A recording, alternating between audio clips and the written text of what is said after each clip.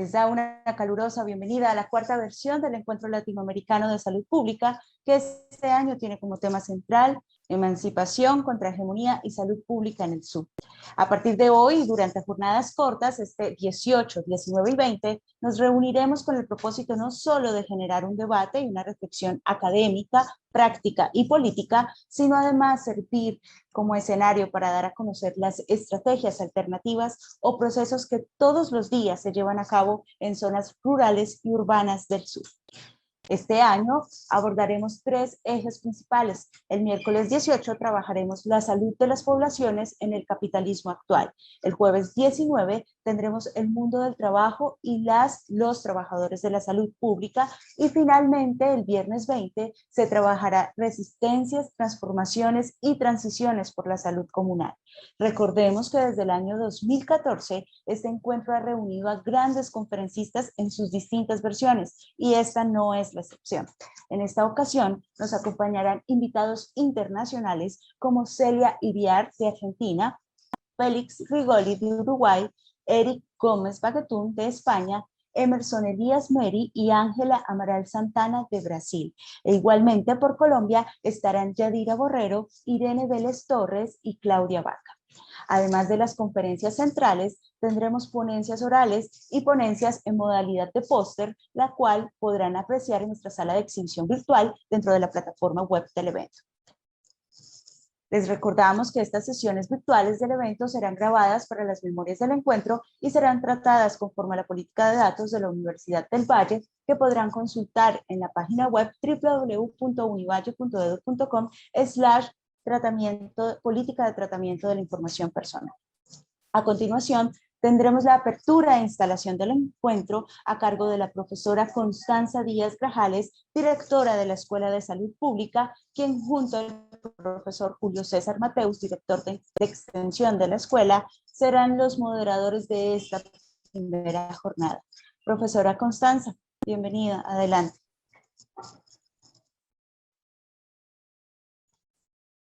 ¿Me escuchan bien, cierto? ¿Me ven y me escuchan bien?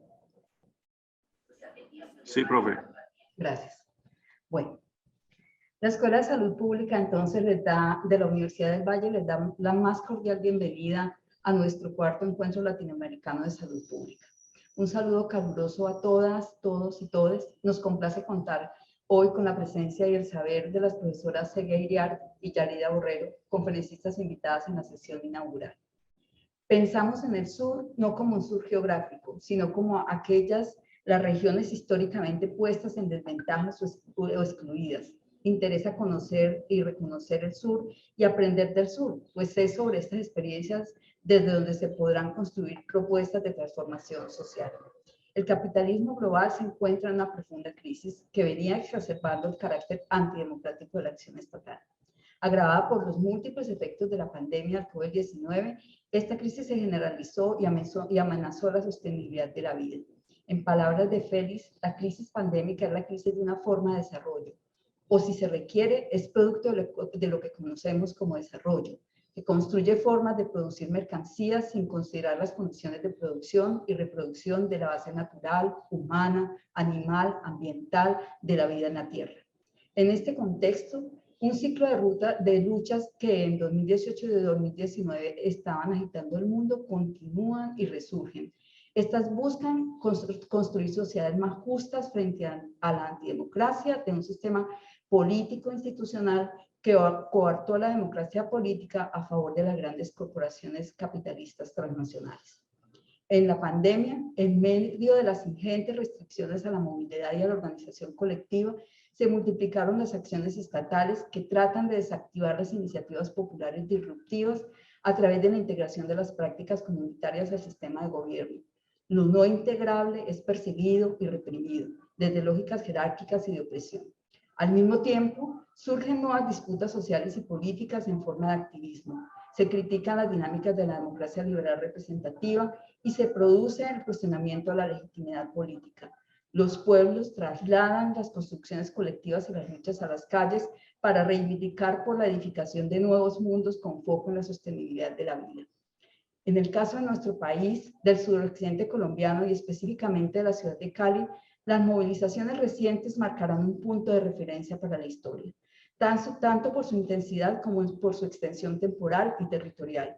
El proceso de las primeras líneas constituye hoy una emergencia de nuevas ciudadanías y nuevos colectivos. Los pobres indignados por sus condiciones seculares de pobreza perdieron la paciencia. Perdón, voy a tomar mi cámara, parece que está muy alta. Gracias. Los pobres indignados por sus condiciones seculares de pobreza perdieron la paciencia y el miedo y ganaron esperanza en los frutos de sus luchas, y en este proceso empezaron a construir su identidad política y social.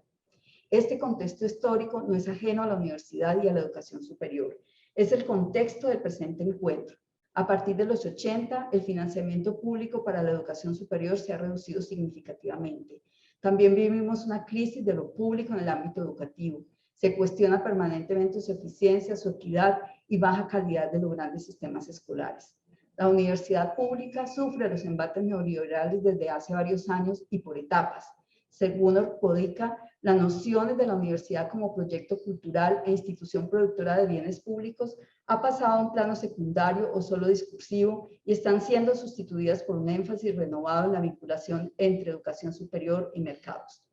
Las universidades y los programas académicos nos alineamos a un modelo que se impone y somos jerarquizadas según estatus y poder que se mide por estándares establecidos por las instituciones precursoras del modelo hegemónico global. El mercado reproduce las inequidades entre universidades de distintos tipos, de diversas regiones y países, y con diversos recursos materiales e intelectuales muy diferenciadas. Este hecho entraña un gran riesgo para los países del sur y sus universidades. Recientemente, en la Escuela de Salud Pública repensamos nuestro propósito, nuestro rumbo y lo que nos distingue. De este ejercicio colectivo del claustro de profesores quiero resaltar dos promesas que se conectan con este saludo. En primer lugar, constituirnos como una escuela de pensamiento crítico en salud pública, reconocida por su contribución y compromiso con la justicia en los distintos territorios. En segundo lugar, nuestra apuesta por un proyecto pedagógico emancipador en salud pública que se desarrolla a través de la formación integral, la investigación intertransdisciplinaria y la proyección social transformadora para el buen vivir de las comunidades. Todavía podemos formular estas promesas, y es que somos una universidad pública. Respecto a la primera promesa, las universidades públicas han sido históricamente, con todas las limitaciones, el centro de la producción de pensamiento crítico, libre e independiente. La globalización entonces nos reta a integrarnos al ámbito global a partir de nuestra propia naturaleza y carácter distintivo, sin diluirnos frente a los modelos hegemónicos y a los lineamientos internacionales. Nos reta a mantener el pensamiento crítico, en palabras de Wellman, a pensar histórico, a pensar anclado, a pensar haciendo, en el que la universidad tiene una fuerte responsabilidad. Respecto de la segunda promesa, uno de los aspectos centrales para pensar lo que significa una pedagogía emancipadora en la universidad es la descolonización. Afirma Boaventura que descolonizar es una manera particularmente intensa de democratizar, y esto a su vez es desmercantilizarla y también despatriarcalizar. Se requiere eliminar el racismo y el etnocentrismo, eliminar todas las formas de sexismo y discriminación. Se requiere pensar la educación y la formación universitaria desde Latinoamérica, desde sus raíces, su cultura, su historia y política, pero además la necesidad de pensar desde lo propio como un acto descolonizador. Pensar la educación superior y la universidad es, en primer lugar, defender el reconocimiento de la universidad como derecho humano, como derecho social y, por lo tanto, como posibilidad para todos, todas y todes, como bien público y espacio de formación para los sectores populares. Pero también es vincular lo educativo con lo cotidiano, adentrarse en el territorio, es decir, en su propia realidad social, insertarse en su contexto para que éste permita la producción de saber y la formación simultáneamente. Este debería ser el espíritu de la extensión social universitaria. En la misma vía, Boaventura nos insta a repensar la misión de la universidad, especialmente de la pública, agrego yo. Ahora debe ser la de la pluriversidad, para responder a las necesidades de las poblaciones de afrodescendientes y de pueblos indígenas. Esta debe ser capaz de dar cuenta de la diversidad cultural, de la diversidad de concepciones de emancipación social que existen en nuestra sociedad. Sandoval nos plantea la propuesta de una educación subalterna que apuesta a reconocer que cualquier ejercicio pedagógico debe tener en su interior una praxis por asumir la responsabilidad del sujeto y su papel histórico de transformación de la realidad social. Y Pérez e Hincapié nos presentan la otra universidad, no confesional, no estatal, no laica, en tanto acontecimiento singular como un ejercicio de lucha y resistencia en tensión con el sistema dominante de ideas, técnicas y modos de ser y estar en el mundo que permita al fin la emancipación humana. Y se preguntarán ustedes qué tiene que ver esto con la salud pública. Todo que ver si nos alineamos con las propuestas alternativas para América Latina. Desde 1993 se consideró que ante el ingreso avasallador del neoliberalismo en América Latina, el reto para la salud pública era de naturaleza eminentemente política y tenía que ver con la sobrevivencia física de nuestra gente y la defensa del valor de la vida humana. Se recomendó llevar a cabo cambios metódicos en la salud pública que posibilitaran interpretar al ser humano como sujeto, como ser determinante y determinado, como productor y producto, no solo demostrar hipótesis, sino encontrar el camino pertinente para viabilizar la acción. No solo desarrollar técnicas, sino que éstas tengan sentido, no únicamente procurar conocimientos, sino también construir conciencia. Granda propuso estudiar la potencialidad de construir una salud pública alternativa. Formuló una propuesta contrahegemónica. Ante el debilitamiento del Estado, pero con el surgimiento de los nuevos movimientos sociales y la globalización de las resistencias sociales, se abre un nuevo reto para la salud pública. Nuestra potencialidad para apuntalar el fortalecimiento de la salud de las colectividades, el fortalecimiento de las instituciones debilitadas, radica en la necesidad de transformarnos en intérpretes mediadores de estas nuevas fuerzas emergentes. Por otro lado, Franco aplica la categoría bien vivir a la salud pública y la relaciona al proceso vital humano, es decir, con la vida digna y con 4 condiciones básicas: la satisfacción de las necesidades, el desarrollo de las capacidades, el acceso a los bienes sociales que permiten el disfrute placentero de la existencia humana y la garantía de los derechos fundamentales. El buen vivir como paradigma en construcción, como alternativa latinoamericana a los modelos de desarrollo vigentes. Para finalizar, lo que este encuentro pretende es identificar las particularidades de aquello llamado salud pública en el sur, conocer cuáles son los discursos, los saberes y las prácticas sociales que están en contra de los principios del capitalismo, de las lógicas de la colonialidad y del patriarcado. El cuarto encuentro latinoamericano se propone entonces no solo ser una plataforma para identificar y analizar los trazos fundamentales de la coyuntura actual, lo cual es un paso clave para construir proyectos de emancipación, sino además servir como escenario para dar a conocer las estrategias, alternativas o procesos que todos los días se llevan a cabo en zonas rurales y urbanas del sur, para, por un lado, garantizar y proteger la salud de las poblaciones y, por el otro, hacer contrahegemonía a los modelos de salud centrados en la atención a la enfermedad. Para esto, el cuarto encuentro ha planteado sus ejes que ya han sido presentados por Karen hace unos minutos. Como directora de la escuela, agradezco a todos nuestros invitados internacionales y nacionales por aceptar el reto de pensar la vida y la salud pública desde otras perspectivas y compartir sus pensamientos con nuestro auditorio.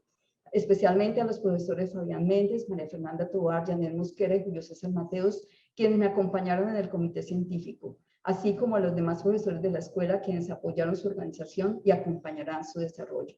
Igualmente, a Laura Taques, nuestra profesional de la Oficina de Extensión y Proyección Social y su grupo de monitores, y a Karen Ayala, nuestra comunicadora y su equipo de trabajo. Importante reconocer el respaldo de las autoridades académicas de la Facultad de Salud y de la Universidad a esta iniciativa. Buenos días. Muchas gracias, profesora Constanza, por su intervención. Instalado el encuentro, damos inicio entonces al desarrollo de la agenda con nuestra primera conferencia titulada Neoliberalismo, Pandemia y Necropolítica, las respuestas de los movimientos en defensa de la vida individual y colectiva.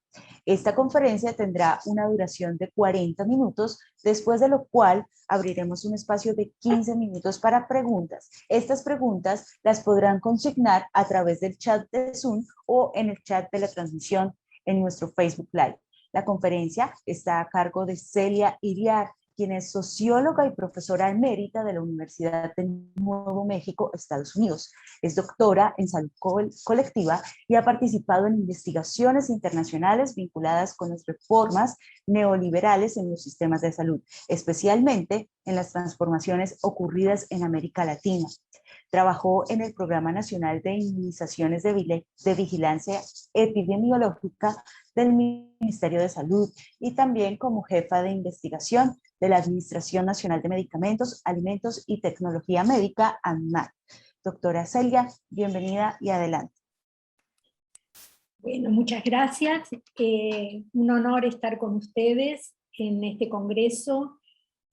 Agradezco muchísimo la invitación que estábamos esperando, ¿no? Desde el año 19 que se inicia este proceso de invitación y de intento de este congreso, frustrado en principio por el momento más álgido de la pandemia, y bueno, finalmente al menos por estos medios lo podemos realizar.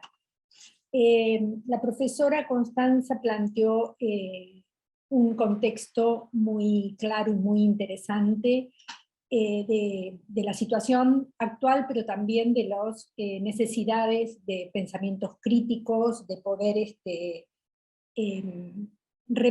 yo creo que es repensarnos nosotros, ¿no? Nosotros como académicos, nosotros como investigadores. Yo de la presentación, como una presentación personal, lo que más rescato y cada vez más me interesa es presentarme como militante del sanitarismo y miembro de la Red Unida Internacional, que es una red con base en Brasil, pero que nuclea, se ha expandido y estamos tratando de construirla para que nos nuclee a muchos miembros, como dijo la profesora también, de los sures que existen en todas partes, ¿no? Aquellos con interés de un pensamiento crítico, de que podamos elaborar nuevas propuestas, y tal vez podemos seguir haciendo diagnósticos y haciendo cuestionamientos al neoliberalismo, pero yo creo que a esta altura lo más importante es cómo podemos empezar a hacer propuestas, o empezar a construir propuestas con los movimientos, con los otros actores que siguen estando constantemente creando vida y creando formas alternativas. Entonces, quiero, voy a brevemente caracterizar un poco el tema de la pandemia, pero no en el sentido de qué pasó con la pandemia, sino qué nos pasó con la pandemia. Creo que la pandemia lo que nos puso en evidencia, digamos, muchos veníamos trabajando todos estos procesos hace muchas décadas, pero lo puso para el gran público, es todo las inequidades, toda la destrucción que la maquinaria capitalista viene realizando con sus modos de producción, la destrucción de las vidas, no solo humanas, sino también de todo lo que es viviente en el mundo de la llamada naturaleza, que también somos nosotros. En ese contexto, lo que se evidenció a los ojos del gran público, digamos, es la destrucción que generan modos de producción consumistas, que lo único que quieren es mercantilizar la vida en beneficio de unos pocos. Se abrieron un montón de debates y una posibilidad de que parecía que la realidad de todo esto iba a llevar al mundo a abrir los ojos y cambiar.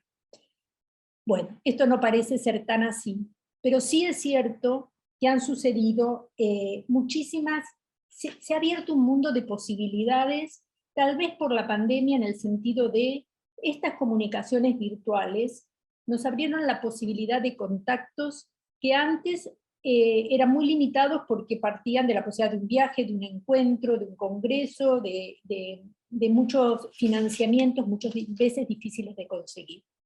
Ahora la palabra ha circulado de una manera mucho más libre, en el sentido de conocer, por lo menos a mí es lo que me ha pasado y a muchos colegas míos, de poder conocer las situaciones que se estaban viviendo en otros países, no por los medios de comunicación masivos, sino por la interacción directa con los colegas que están en otros lugares, con los miembros de movimientos sociales. Pero también hemos podido conocer la cosmogonía de pueblos y de movimientos que no tenían la posibilidad en su momento de expresarse tan ampliamente. Entonces, para mí fue una cosa maravillosa conocer todos los grandes movimientos y los grandes pensadores indígenas que hay en nuestro continente. Y entonces conozco y me he metido mucho en escuchar las palabras de dirigentes indígenas, líderes y lideranzas indígenas de Brasil, de los pueblos guaraníes, del pueblo Krenak, el Ayrton Krenak, que es un filósofo maravilloso, o de David Kopenawa, y también de los pueblos andinos, las mujeres en sus luchas por la crítica a un colonialismo que la somete, la crítica a un patriarcado, incluso dentro de sus comunidades que la somete, y sus luchas y su creatividad para construir otra cosa. Las voces de las lideranzas mapuches, la voz de la lideranza mapuche que en este momento está presidiendo la convención chilena, constituyente chilena. Creo que nos hemos podido conectar con una efervescencia que existe en el cotidiano de la vida que bulliciona y que constantemente se defiende, pero crea, se defiende creando, se defiende enseñándonos aquellas cosas que nosotros desde la academia a veces pensamos que tenemos que ayudar a los otros pueblos a pensar, tenemos que llevarle ciertas cosas a los pueblos. Y yo creo a este punto que es exactamente al revés. Creo que nosotros desde la academia lo que tenemos que hacer es un proceso muy profundo de introspección para dialogar, para poder pensar dónde estamos ubicados y los grados de colonialismo que nosotros muchas veces, aún con las mejores intenciones, estamos expresando cuando pensamos en cómo se deben reformar los sistemas de salud, por ejemplo, es el campo que yo más he trabajado, y donde realmente lo que veo en estos procesos, por ejemplo, de las reformas, hablo más de mi país, que es donde Argentina, que es donde estoy instalada de vuelta hace 3 años, he seguido constantemente muchas de las luchas en Latinoamérica, pero bueno, no me atrevo, creo que Colombia está viviendo una situación muy peculiar, y como la profesora planteó, movimiento hacia transformar lo académico que me parece sumamente interesante. Estas cosas no se ven tanto en Argentina, la academia trata, pero le cuesta mucho salirse de los cánones del saber científico muy positivista muchas veces, aunque creamos que es un pensamiento crítico, pero vuelta a modalidades de análisis de sistemas complejos dentro de lo que es la teoría de sistemas, digamos, se agregan elementos, se agregan palabras, se usa mucho la palabra colonialismo, decolonializar, género, racismos, etcétera. En mi país se ve menos lo del racismo, porque creemos que no lo somos, pero somos profundamente racistas, como pasa en todos los países colonizados. Entonces, creo que la academia en este momento, vuelvo a repetir, hablando sobre todo de lo que veo profundamente en mi país, está repitiendo, cuando se plantea el tema de reformas, estamos repitiendo modelos coloniales de reforma, porque ¿qué hacemos desde los pensamientos críticos? Planteamos que hay que exigir una reforma que haga de los servicios estatales universales, con más llegada a las poblaciones, en algunos casos con más difusión sobre los territorios, etcétera, etcétera, con un financiamiento desde el Estado que sea garantizado para que todo el mundo acceda. Ahora, no hay una pregunta por ¿acceda a qué? ¿Cuál es? Esto es algo que a mí hace muchas décadas me preocupa mucho, que es la construcción de subjetividad en lo que significa la salud. ¿Qué es la salud? La salud pública, por ejemplo, en realidad está básicamente colonizada por los modelos clínicos e individuales.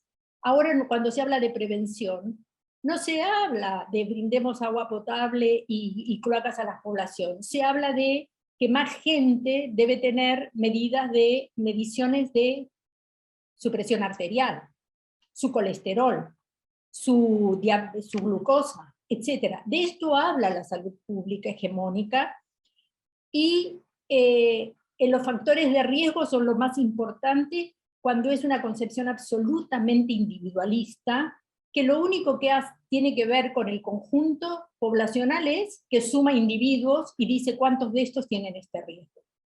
Entonces se han puesto en el debate público o en la necesidad de que los gobiernos accionen temas que son del complejo médico-industrial financiero, aquello que le interesa porque genera dinero, y entonces hay que expandirlo al conjunto de la población en que ésta sea su preocupación de salud.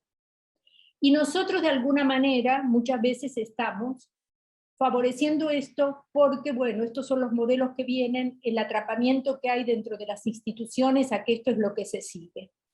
Desde el punto de vista de la atención, la pandemia nos mostró que en muchos países se solidificó mucho la alta complejidad. Había que hacerlo, sí, había que hacerlo, pero se sigue descuidando el acceso a los territorios con medidas muy simples para prevenir una pandemia, que por ser una cuestión infecciosa debería ser muy conocida de cómo hacerlo, pero sin embargo no se han generado estas redes y estos canales desde el Estado o desde los organismos, ministerios de salud y etc. Pero sin embargo, lo que se ha hecho es reforzar y comprar tecnología que viene definida por las grandes empresas y corporaciones que también hacen negocio con el financiamiento estatal, que es el financiamiento de todos nosotros.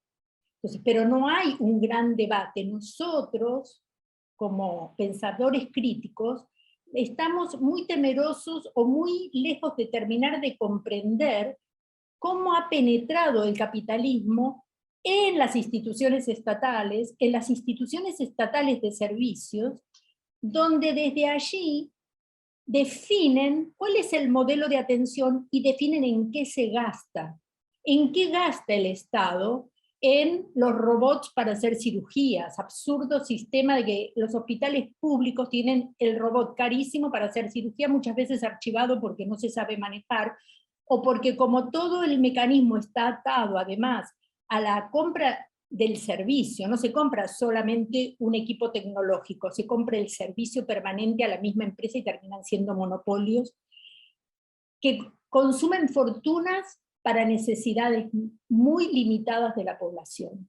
Entonces, lo que tenemos que trabajar es cómo descolonizamos el pensamiento interior al sector salud, cómo transformamos las subjetividades de trabajadores que repiten que la ciencia está colocada en una ciencia hegemónica producto de la comercialización de todo lo que es salud en el gran país del norte, en este caso Estados Unidos y Europa.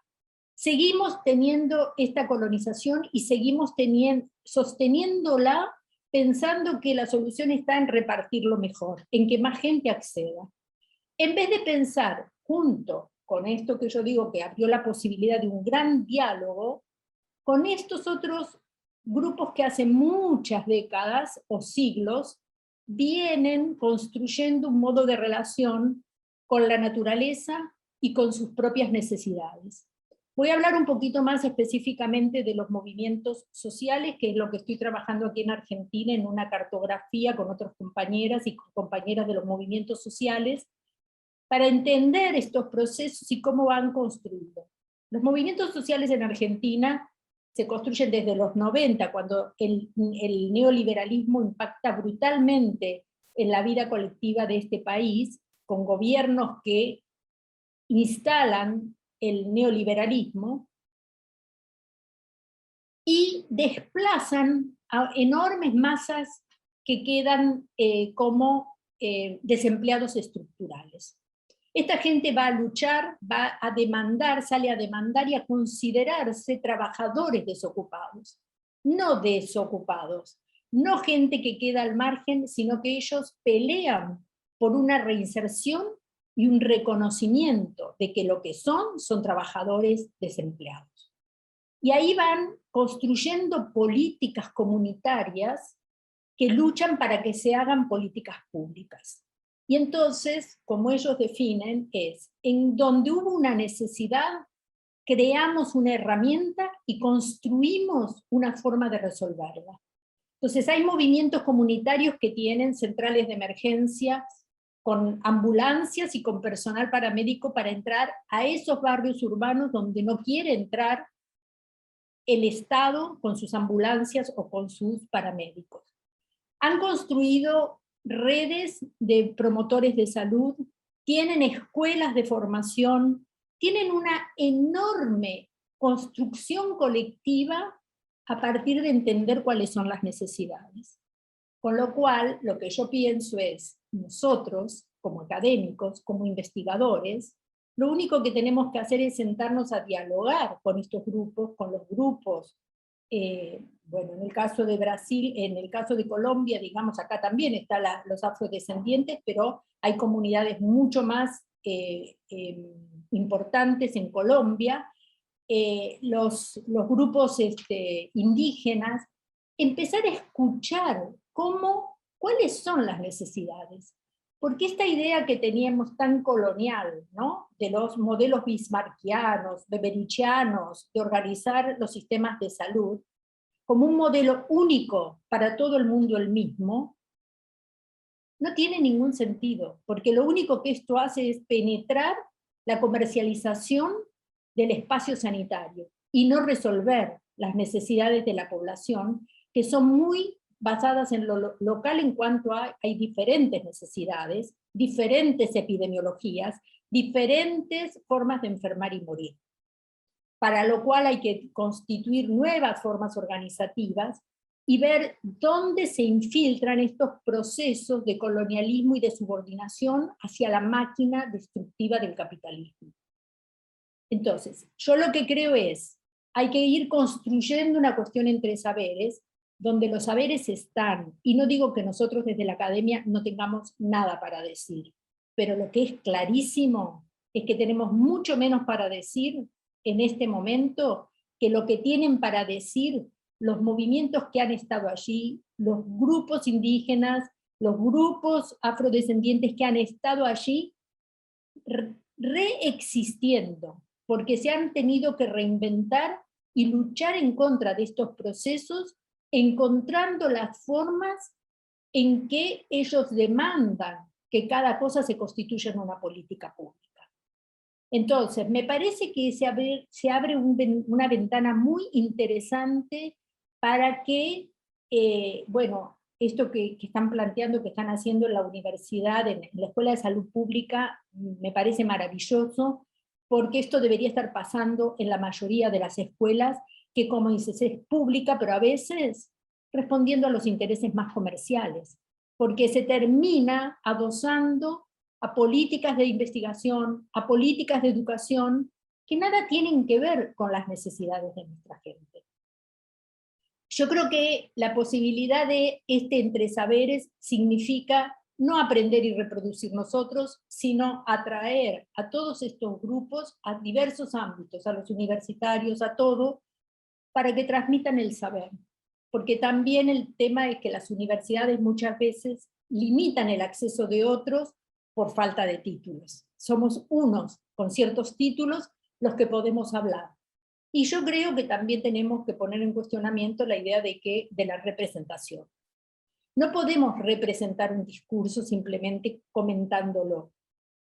Para hacer un cuestionamiento del colonialismo nos tenemos que deconstruir nosotros y ver hasta dónde seguimos, como una revisión epistemológica muy profunda, porque a veces sin darnos cuenta estamos reproduciendo estas maneras coloniales. Y la otra es traer al diálogo directamente a estas personas.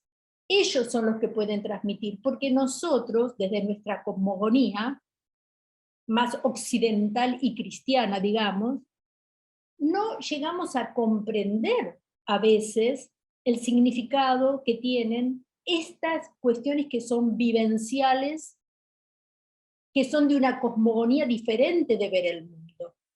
Entonces, no es esta es mejor o esta es peor y ahora dejemos la cosmogonía indígena o afro es la más importante. No, dialoguemos y construyamos y veamos dónde se construye una posibilidad mejor para una modalidad, unas formas, y dónde para otras. Seguramente las áreas urbanas es muy distinta la situación donde conviven muchas cosmogonías y mucha gente que se ha desprendido a lo mejor de sus formas originales de pensamiento y de vida, y ha adoptado formas totalmente coloniales, pero también encuentran formas de repensar la vida, de construir en base a sus necesidades, esto que yo digo, instrumentos, herramientas, dispositivos que le permiten encontrar vías de solución que muchas veces el Estado no se las da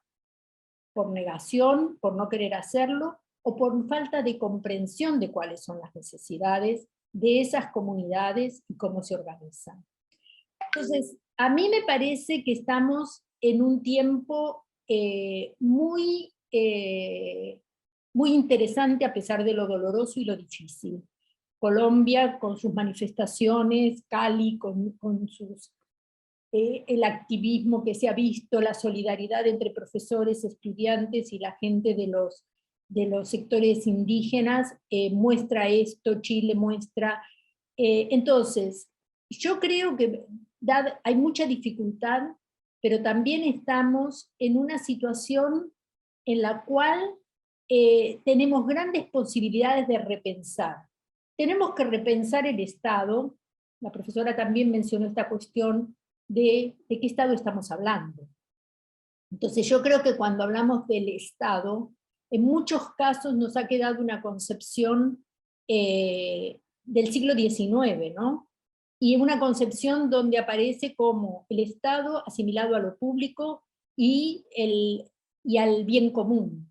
Y lamentablemente lo que vemos desde la captación por los grupos neoliberales, más allá a veces de que haya gobiernos más progresistas o de intenciones más inclusivas, lo que hemos visto es que ese Estado está totalmente corrompido por los intereses del capitalismo, y que hay que también hacer comprender y entrar en que la subjetividad de las personas puede ir reconociendo que ese Estado es un Estado que se mantiene con los bienes públicos que administra del conjunto, y también de los impuestos que en América Latina son altamente regresivos, donde luego entonces hay una apropiación y una distribución totalmente desigual de estos beneficios que son del conjunto de la sociedad.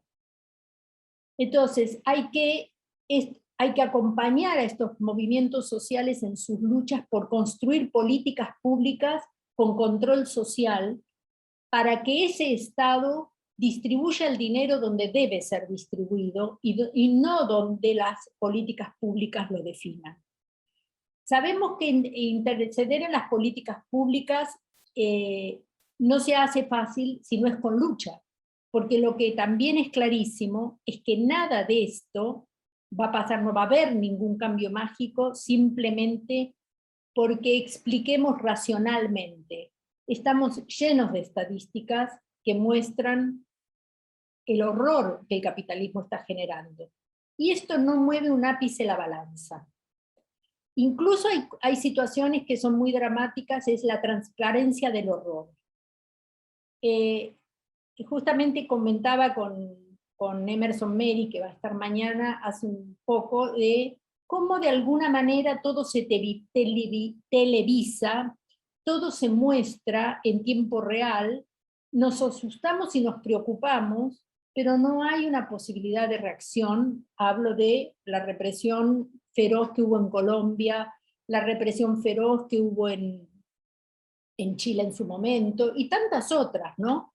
Ahora Afganistán, este horror, Haití, el horror, y sin embargo es como que eso facilita al capitalismo que todos naturalicemos el horror como una escena de una película que nos impacta, pero que damos vuelta a la página y pensamos en otra cosa. Entonces, acá hay un doble juego muy complejo, que yo creo que por eso la constitución de redes entre aquellos sectores que apostamos a un pensamiento crítico radical, a un pensamiento crítico donde el eje esté puesto en la defensa de la vida individual y colectiva, no capitalista. porque la realidad es que el capitalismo a lo único que va a continuar llevando es a mayor y mayor destrucción. Entonces, yo creo que hay mucha potencia en la vida de nuestras comunidades. Hay mucha vitalidad. Yo cuando escucho a los compañeros de los movimientos sociales, me lleno de vitalidad, porque tienen enormes dificultades, pero nunca se plantean, cuando algo no funciona, algún intento radical de imponer una política pública falla, o le cooptan una herramienta o un dispositivo que crearon y se los vacían por ahí de contenido, ellos no quedan en la sensación que muchas veces nosotros los intelectuales quedamos de derrota. Ellos dicen, bueno, a ver, ¿qué hacemos? Y piensan un nuevo dispositivo y crean una nueva modalidad. Entonces, yo creo que hay una vitalidad que está fluyendo y está ahí. Y siempre digo, la toma de la Bastilla fue un acto simbólico porque la Bastilla estaba vacía. Lo que pasó fueron 200 años de construcción del capitalismo.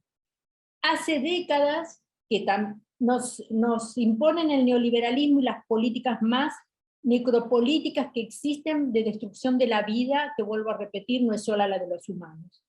Pero sin embargo también la gente va construyendo, las comunidades van construyendo formas de vida diferentes a lo que es los modelos capitalistas. Porque de hecho el capitalismo va por un lado dejando enormes masas de seres humanos fuera del consumo porque no les interesa. Con pocos que consuman mucho, alcanza y sobra. Entonces, la gente reconstruye sus formas y de alguna manera liberan otras potencias y otras modalidades de construcción.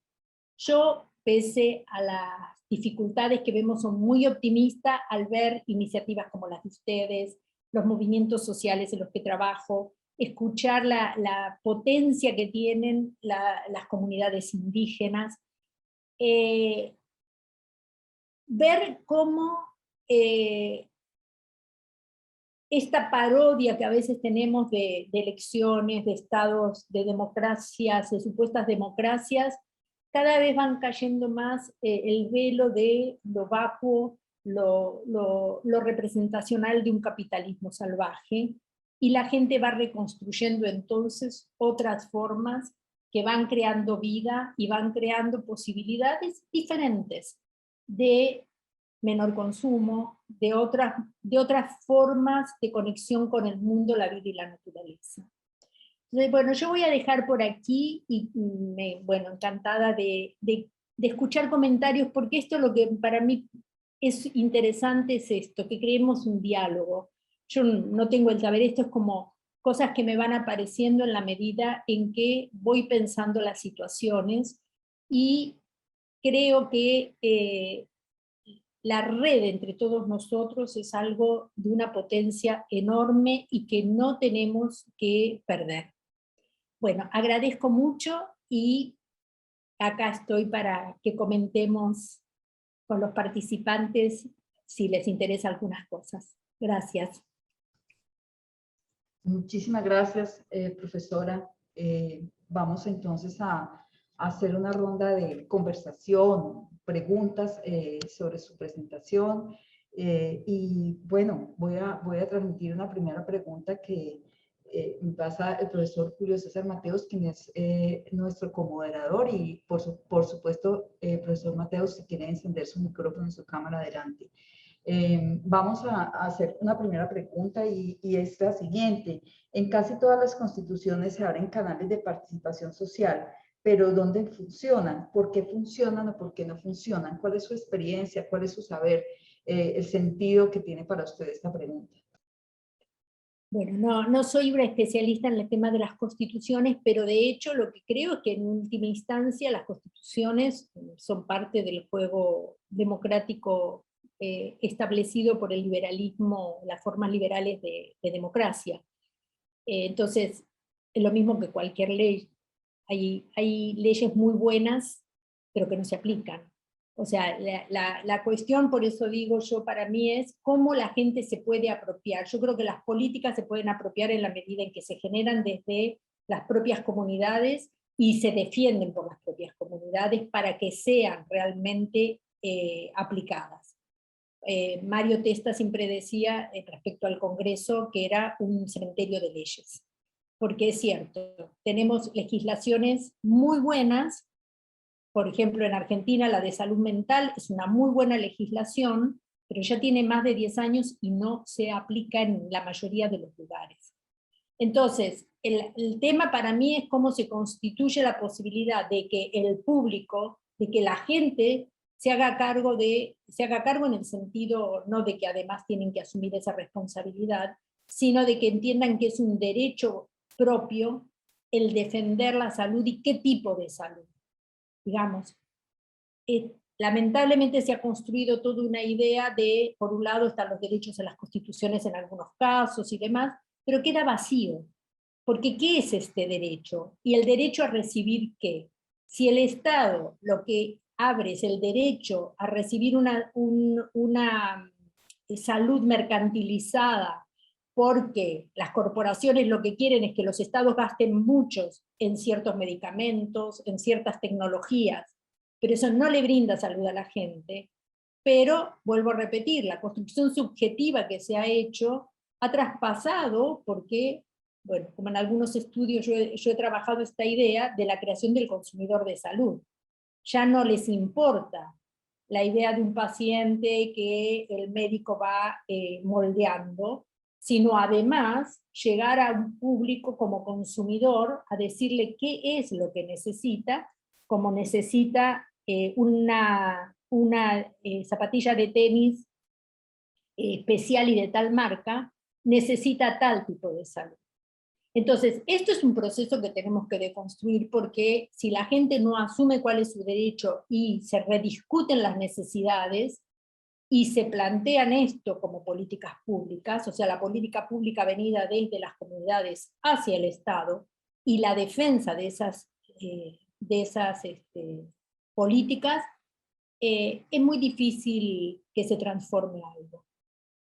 A mí, vuelvo a repetir, me da esperanza lo de los movimientos, porque ellos construyen sus políticas y pelean contra el Estado para que se instauren y las defienden.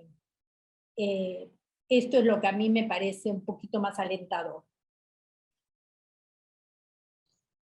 Muchas gracias, profesora. Hay una pregunta aquí deme un segundo que se me ha perdido el nombre, de Rosa María Martínez, que dice, desde el enfoque investigativo, ¿cómo podríamos contribuir a la emancipación? Bueno, creo que la investigación es, bueno, una herramienta más, porque nos permite, a veces, como yo digo, las vivencias de la gente las tienen y saben muy bien lo que les pasa. Los investigadores lo que podemos favorecer es que al recopilar toda esta información y darle un sentido al conjunto y expresarla en un conjunto más amplio, permite visualizar cosas que a lo mejor en el cotidiano la gente vive, sufre y conoce mucho más que nosotros. El tema es cómo construimos una investigación emancipadora. Para mi gusto es cómo dejamos de ser nosotros los sujetos de la investigación y pasamos a construir un entre saberes con las comunidades, cómo trabajamos con la idea del usuario guía, la gente como parte de, no como nosotros los representantes de la gente cuando obtenemos una serie de informaciones y la escribimos y la representamos, sino cómo construimos una investigación que vaya surgiendo entre todos, y entre todos construyamos un saber diferente, dialogado, en el cual se exprese lo que la información esta que vamos recabando entre todos y mirando como si fuera de alguna manera una caja, de cada cual la mira de un lado y va componiendo un conjunto, y ahí se expresa la voz de las propias personas que forman parte de ese colectivo, de ese proceso que necesita ser investigado. Entonces yo creo que va a ser emancipatoria una investigación en la medida en que el sujeto o los sujetos que tienen que ver con estos procesos son parte. Porque si no, queda en nuestros buenos manuales de artículos científicos, donde básicamente no llega la gente. Entonces hay que hacer un gran trabajo de difusión, un poner al servicio de nuestros conocimientos, nuestros métodos, nuestra formación, para construir colectivamente un conocimiento que permita emancipar. Un conocimiento que permita a esas comunidades, a esos grupos específicos locales, llegar a un pensamiento que les sirva para accionar una mejora en sus condiciones de vida, trabajo o lo que fuera el tema. Bueno, tenemos aquí otro par de preguntas. Una relativa a una afirmación tal vez que usted hizo en su conferencia sobre cómo deberían de generarse o de construirse los modelos de salud, y la pregunta es si la construcción entonces de los modelos de salud debe surgir de los territorios. Tal vez un asunto importante o que al menos entendí, es que su postura no es por modelos universales. Esa es una primera pregunta. La otra pregunta es si se puede domesticar el capitalismo. Domesticar no creo. Lo que cree, bueno, respecto a la pregunta, sí, yo creo que necesitamos comprender las necesidades de cada espacio. Si yo pienso en mi país, una cosa son los espacios, el gran aglomerado de la ciudad de Buenos Aires y los alrededores, que sumamos unos 12 millones de personas, con enormes franjas de barrios vulnerados, pero cercanos a ciertas condiciones de vida, a ciertos accesos. Otra muy diferente son las áreas rurales, muy alejadas y de muy poco acceso y muy poca población. Entonces, son muy diferentes las realidades. Entonces, lo que yo creo que cuando se habla el Programa Nacional de Inmunizaciones de mi país tiene 19 vacunas de las más caras del mundo, que casi todas hay que importarlas. La pregunta es, ¿esto es lo que hace falta en mi país? En todos los lugares, un programa que abarca a todos, todo el mundo tiene que recibir esto, cuando en realidad se siguen muriendo niños por desnutrición, por no tener agua potable en las comunidades indígenas del noroeste argentino. En las propias ciudades de Buenos Aires, acá al lado de mi casa prácticamente, tenemos lugares que no tienen ni agua potable. Esas poblaciones, obviamente sabemos desde la salud pública que son las mejores. El mayor cambio en salud que se da es en base a estas modificaciones. Pero evidentemente que se sepa no basta, porque la política neoliberal apunta a quién puede pagar el agua o quién puede pagar la electricidad o ahora el internet. Entonces, yo creo que sí hay que estudiar un poco más localmente, porque yo lo veo esto con los movimientos sociales, que son los movimientos sociales urbanos de esta zona de Buenos Aires. Ellos recrean, porque dependiendo de los barrios y las necesidades, van viendo qué es lo que va pasando y cómo van definiendo. Por ejemplo, todo el tema adicciones no es un tema fundamental en zonas rurales o en otras áreas. Entonces, sí tenemos que pensar mucho más localmente. Estas epidemiologías de conjunto para mí no sirven.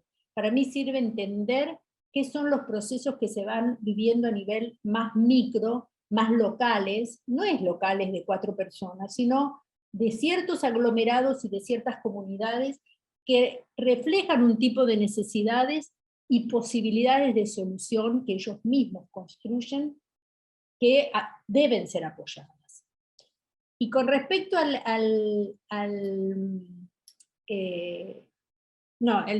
yo no creo que pueda ser domesticado. Yo creo que lo que hay que dar es, lo que tampoco creo, es que vaya a poder ser derrotado globalmente. Lo que yo creo es en la posibilidad de construcciones que se vayan realizando. Por eso digo, el capitalismo se construyó en 200 años, no en la toma de la Bastilla. Y hay un proceso de gran cambio.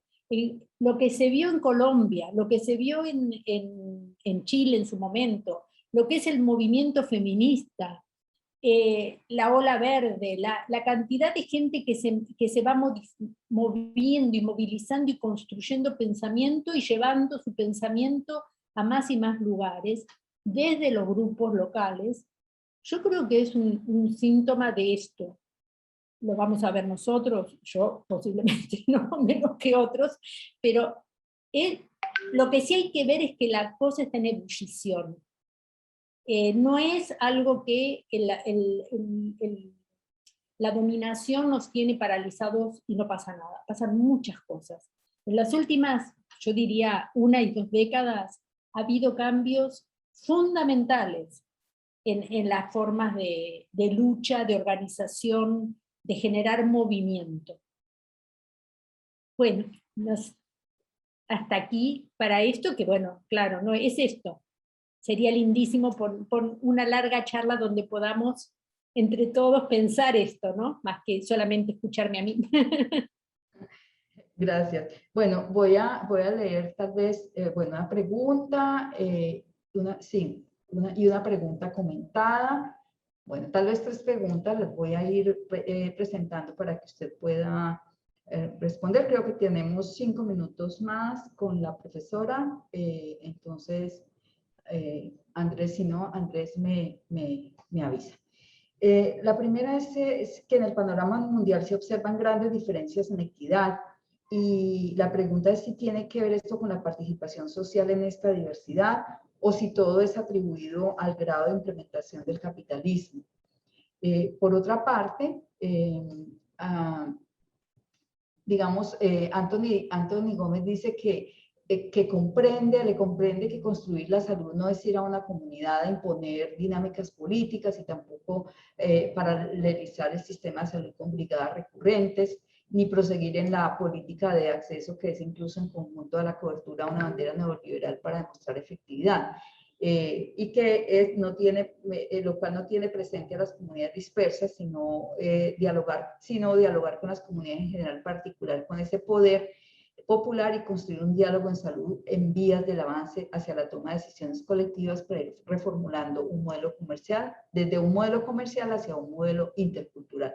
Y a partir de ese comentario, él pregunta si su visión de la salud colectiva, en su visión de la salud colectiva, qué labores se deben retomar o hacer desde la salud comunitaria para emancipar a las comunidades. Hay otra pregunta que tiene que ver de manera más específica con las sociedades, en especial las sociedades socialdemócratas. Por ejemplo, en Canadá dice que afirman que lograron poner el capitalismo al servicio de la salud de la sociedad canadiense, que falta hace para que en Latinoamérica podamos hacer lo mismo. Y una última pregunta. Perdón, esa última se cortó o yo en mi internet se cortó bastante de la última, no entendí. Voy a volver a repetir. Entonces, algunos socialdemócratas, en especial en Canadá, afirman que lograron poner el capitalismo al servicio de la salud de la sociedad canadiense. ¿Qué hace falta para que en América Latina podamos hacer lo mismo? Adicionalmente, hay otra pregunta relativa a la promoción de la salud y la prevención, y dice cómo se deberían construir estrategias para que los recursos destinados para la salud realmente sean pues asignados para lograr los resultados, para ser eficientes. Y una última pregunta muy importante: ¿cuál cree es el rol de las mujeres en estas transformaciones en el ámbito de la salud pública?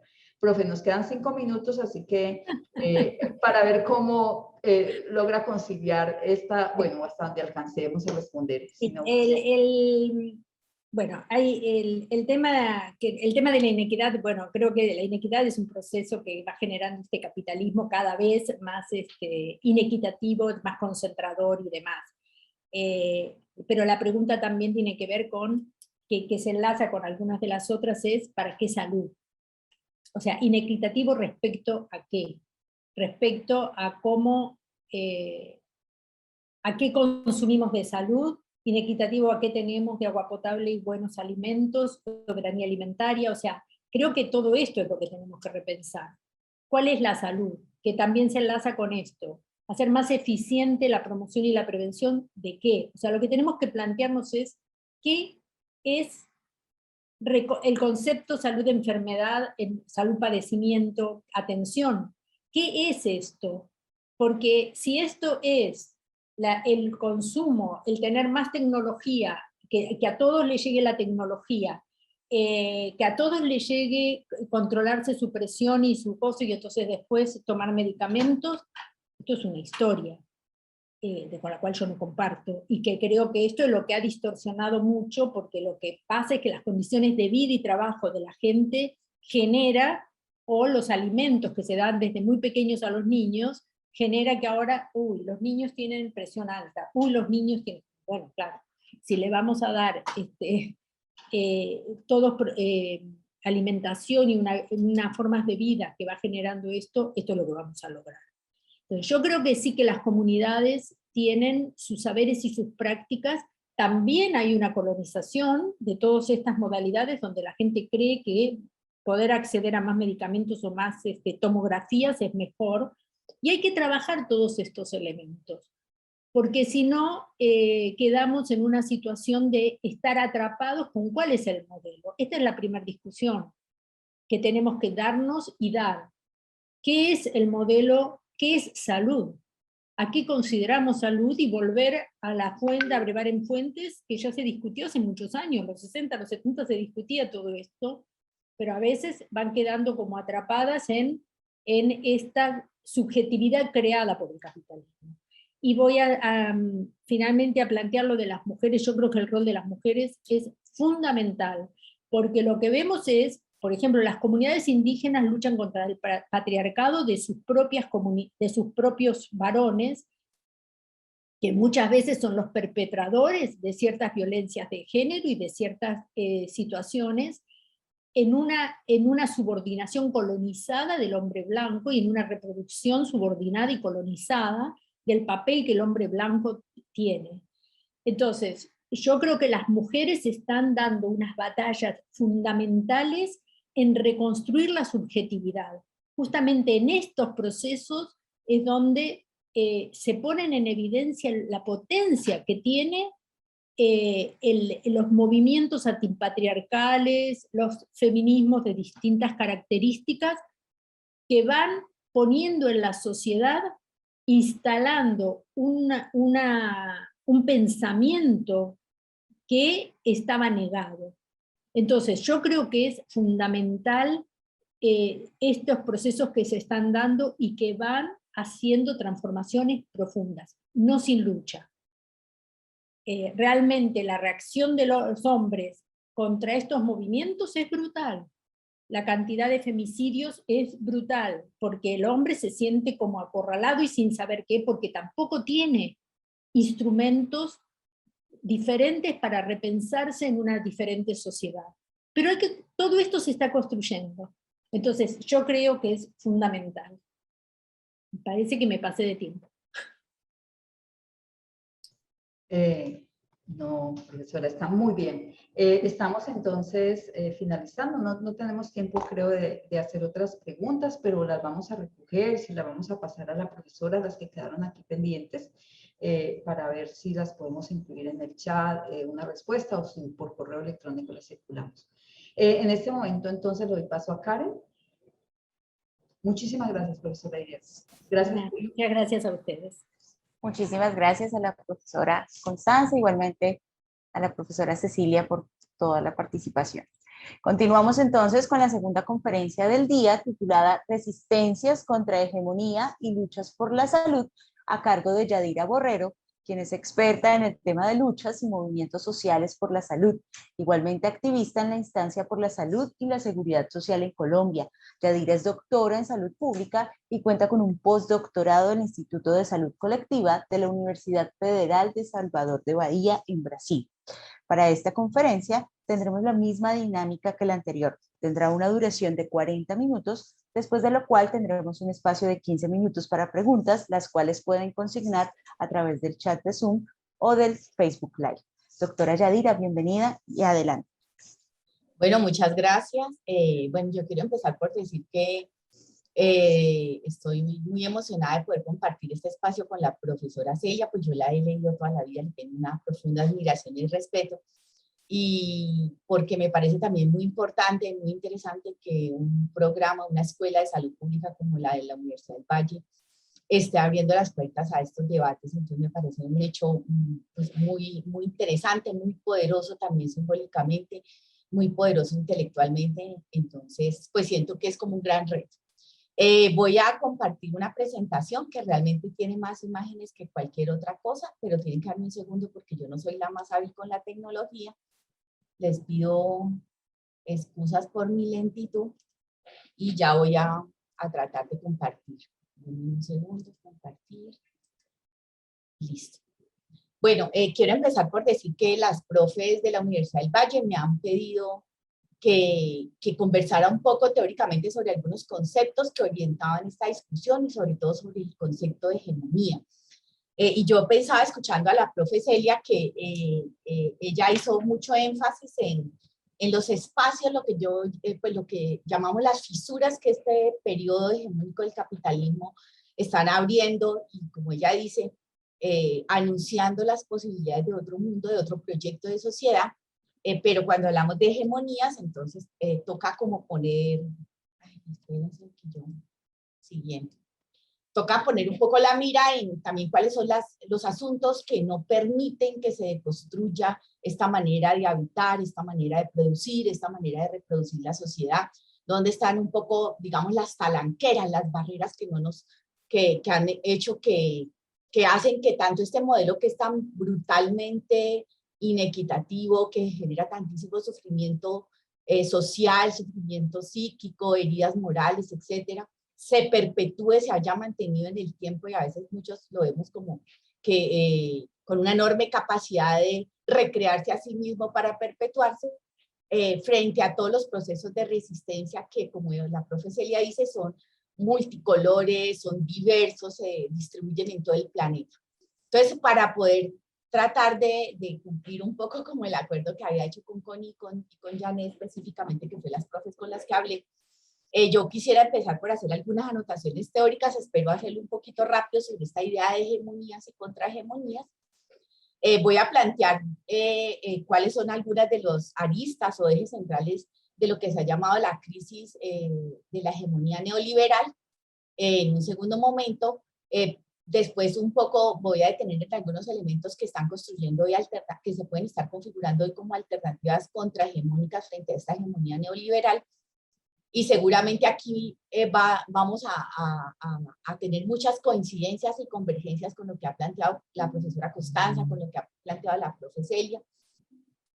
Y por último, también dejé como un último momento pensando cómo podemos aportar nosotros y nosotras los espacios de formación de personas en el área de salud, los que trabajamos en el área de la salud, los que ayudamos en los procesos de formación en el área de salud, para construir una contrahegemonía específicamente en el campo sanitario. Y empiezo pues con un texto, un texto escrito por Eduardo Galeano, que yo creo que resumiría mejor que la teoría lo que es el concepto de hegemonía. Eduardo Galeano escribe: ¿qué faceta humana nos destruye? El conformismo, la aceptación de la realidad como un destino y no como un desafío que nos invita al cambio, a resistir, a rebelarnos, a imaginar en lugar de vivir el futuro como una penitencia inevitable. Y aquí vemos pues una imagen donde hay mucha gente haciendo una enorme cola frente a una oficina de desempleo, porque algunos sociólogos han empezado a investigar o a hablar, a conversar sobre de qué manera se generan un conjunto de prácticas sociales, de prácticas institucionales, que hacen que el agotamiento de las personas, de los cuerpos, de las mentes, de las voluntades en el capitalismo se esté dando por desde distintos espacios, erosionando nuestra capacidad de resistencia. Entonces, pasar largas horas en los sistemas de transporte público, los procesos de gentrificación que expulsan a la gente más pobre hacia las zonas más marginales de las ciudades, hacer colas, todos estos trámites burocráticos que vemos para cualquier proceso, etcétera. La vida está llena de procesos y procedimientos y manuales para hacer procesos y procedimientos para que desgasten nuestra posibilidad de gastar el tiempo en otras cosas, en resistir, en reflexionar, en repensar. Y esta pregunta por la hegemonía, yo creo que bebe fundamentalmente de las perspectivas marxistas. Y hay una frase, pues yo me considero en alguna medida heredera de las ideas marxistas. Y hay una frase que describe Marx, que podría empezar a resumirse, a resumir o a darnos elementos para entender esta idea de la hegemonía.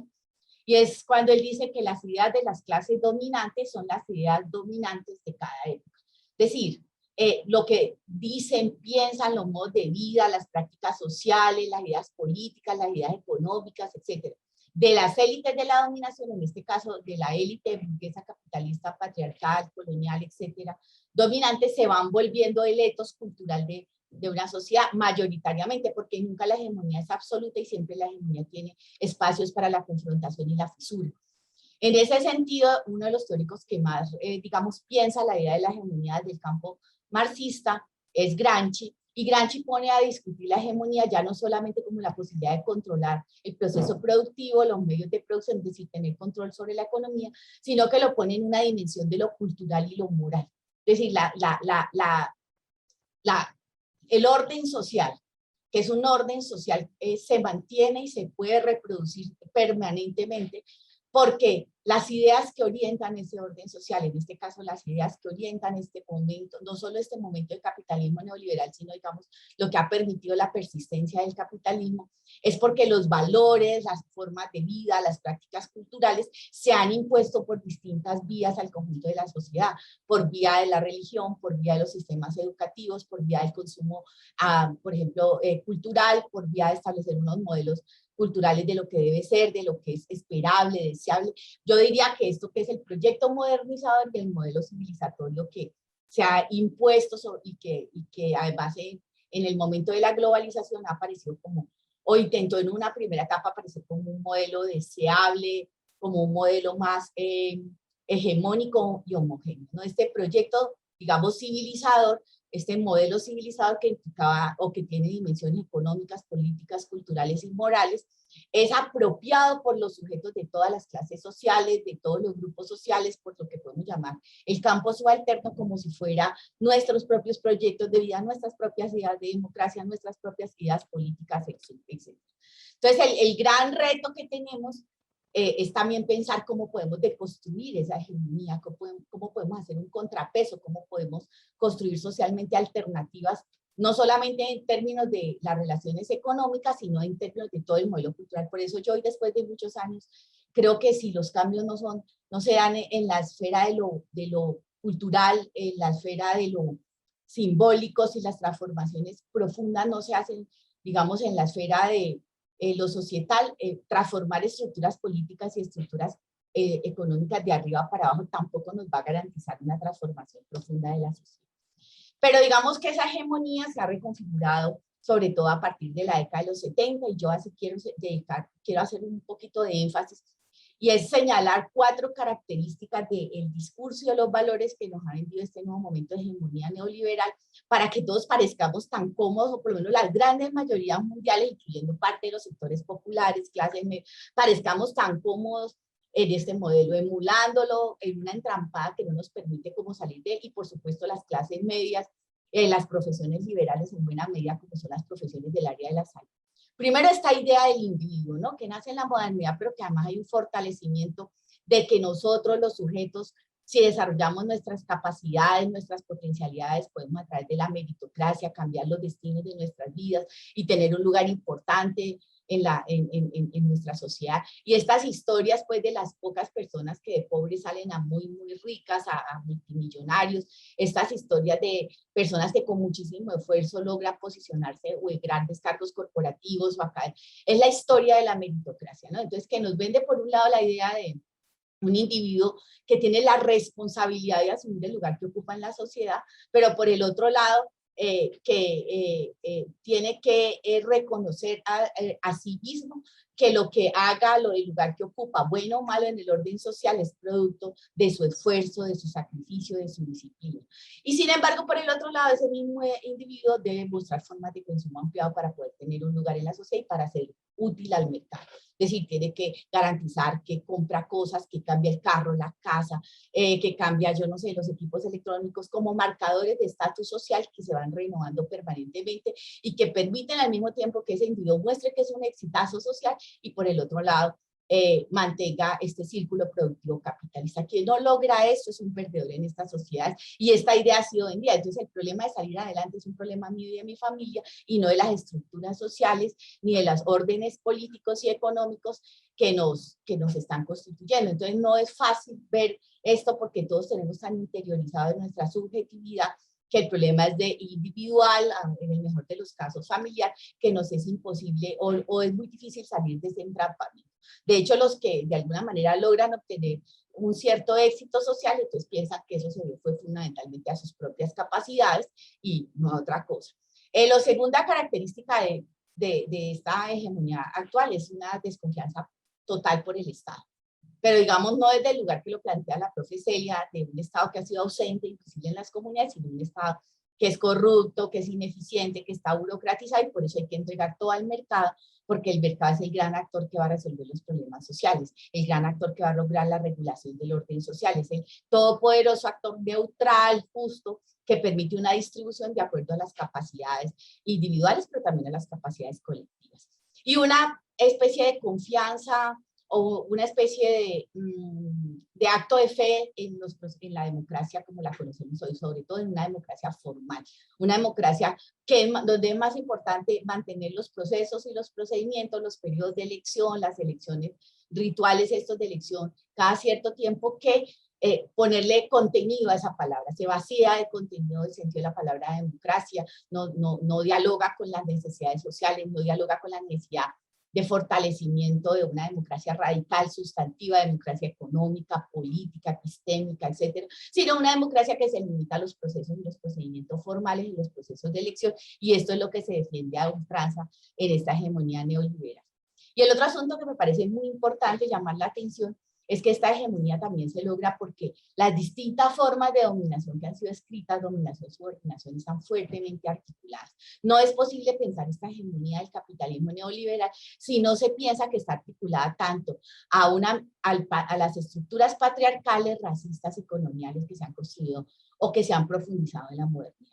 De un lado el patriarcado, que le da más valor a los cuerpos, a las vidas y a los conocimientos, saberes y posiciones de sujetos que son hombres, generalmente hombres blancos, porque está también atravesado por el racismo, propietarios, por supuesto, donde los cuerpos de las mujeres y los cuerpos de las personas feminizadas tienen menor valor social, tienen menor estatus, tienen menor reconocimiento social, y eso implica que sus prácticas sociales, sus saberes, sus formas de habitar el mundo, sus miradas del mundo siempre estarán cuestionadas, siempre podrán dudarse de la calidad de ellas, porque la voz, digamos, la voz fuerte, hegemónica, es la voz masculina. Pero al mismo tiempo este capital, además, perdón, algunas investigadoras como Rita Segato, por ejemplo, plantean que el capitalismo aprendió previamente a despojar, digamos, aprende a despojar los recursos económicos y los recursos de poder porque aprende el patriarcado que previamente había despojado los cuerpos femeninos de su dignidad, de su autonomía, de su posibilidad de ser y de existir en un estatus de igualdad con los hombres. Entonces, realmente algunas feministas, como Rita Segato, Silvia Federici, plantean que el patriarcado es la forma de dominación, es una forma de dominación más antigua y anterior al mismo capitalismo. Y por supuesto, el racismo que ha implicado que es el hombre blanco fundamentalmente quien es el ostentador del poder, del saber, que los otros actores, los otros grupos étnicos, los otros grupos etnorraciales son portadores de saberes con menos estatus, de maneras de habitar el mundo, digamos, subdesarrolladas, poco evolucionadas, y este proyecto de modernidad es un proyecto de modernidad claramente, digamos, monocromático, tiene un solo color, tiene un rostro, un hombre blanco propietario de los medios de producción y que es capaz de reproducir eso y volver toda la sociedad que quiera hacer una apuesta por sus valores culturales, sus valores políticos, sus valores morales y su forma de entender la economía. De hecho, el capitalismo solo fue posible que se fortaleciera a partir de los procesos de esclavización de la población negra de África y a partir de los procesos de expropiación de las riquezas de las poblaciones a orígenes de muchos lugares del mundo. No es posible el capitalismo no se puede pensar aislado del patriarcado y del racismo. Y pues por último el colonialismo, que expropia recursos gigantes en el pasado y en el presente de eso que llamamos el sur global hacia el norte global.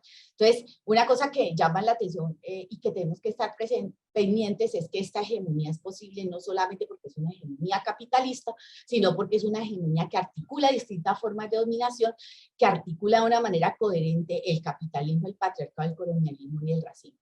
Entonces, donde hay una manera de habitar el mundo, una manera de lo político, que es la democracia formal, procedimental, un tipo de conocimiento que es el valioso, que es el conocimiento científico tradicional, preferiblemente positivista o neopositivista, donde hay una manera de producir que es la verdaderamente buena para el desarrollo de la humanidad, que es el libre mercado, etcétera. Entonces, mientras la mirada hegemónica, mientras el modelo hegemónico es un modelo, podemos llamarlo monocromático, de un solo color, con un solo rostro, con unas verdades absolutas, lo que se juega en el resto de la sociedad es policromático, es diverso, son otras maneras, no una manera alternativa de habitar el mundo, no una manera alternativa de conocer, no una manera alternativa de producir, sino múltiples maneras de habitar el mundo, múltiples maneras de conocer, múltiples maneras de construir el mundo. Yo pienso que una contrahegemonía real debe de construir paralelamente y de manera articulada las 4 formas de dominación principales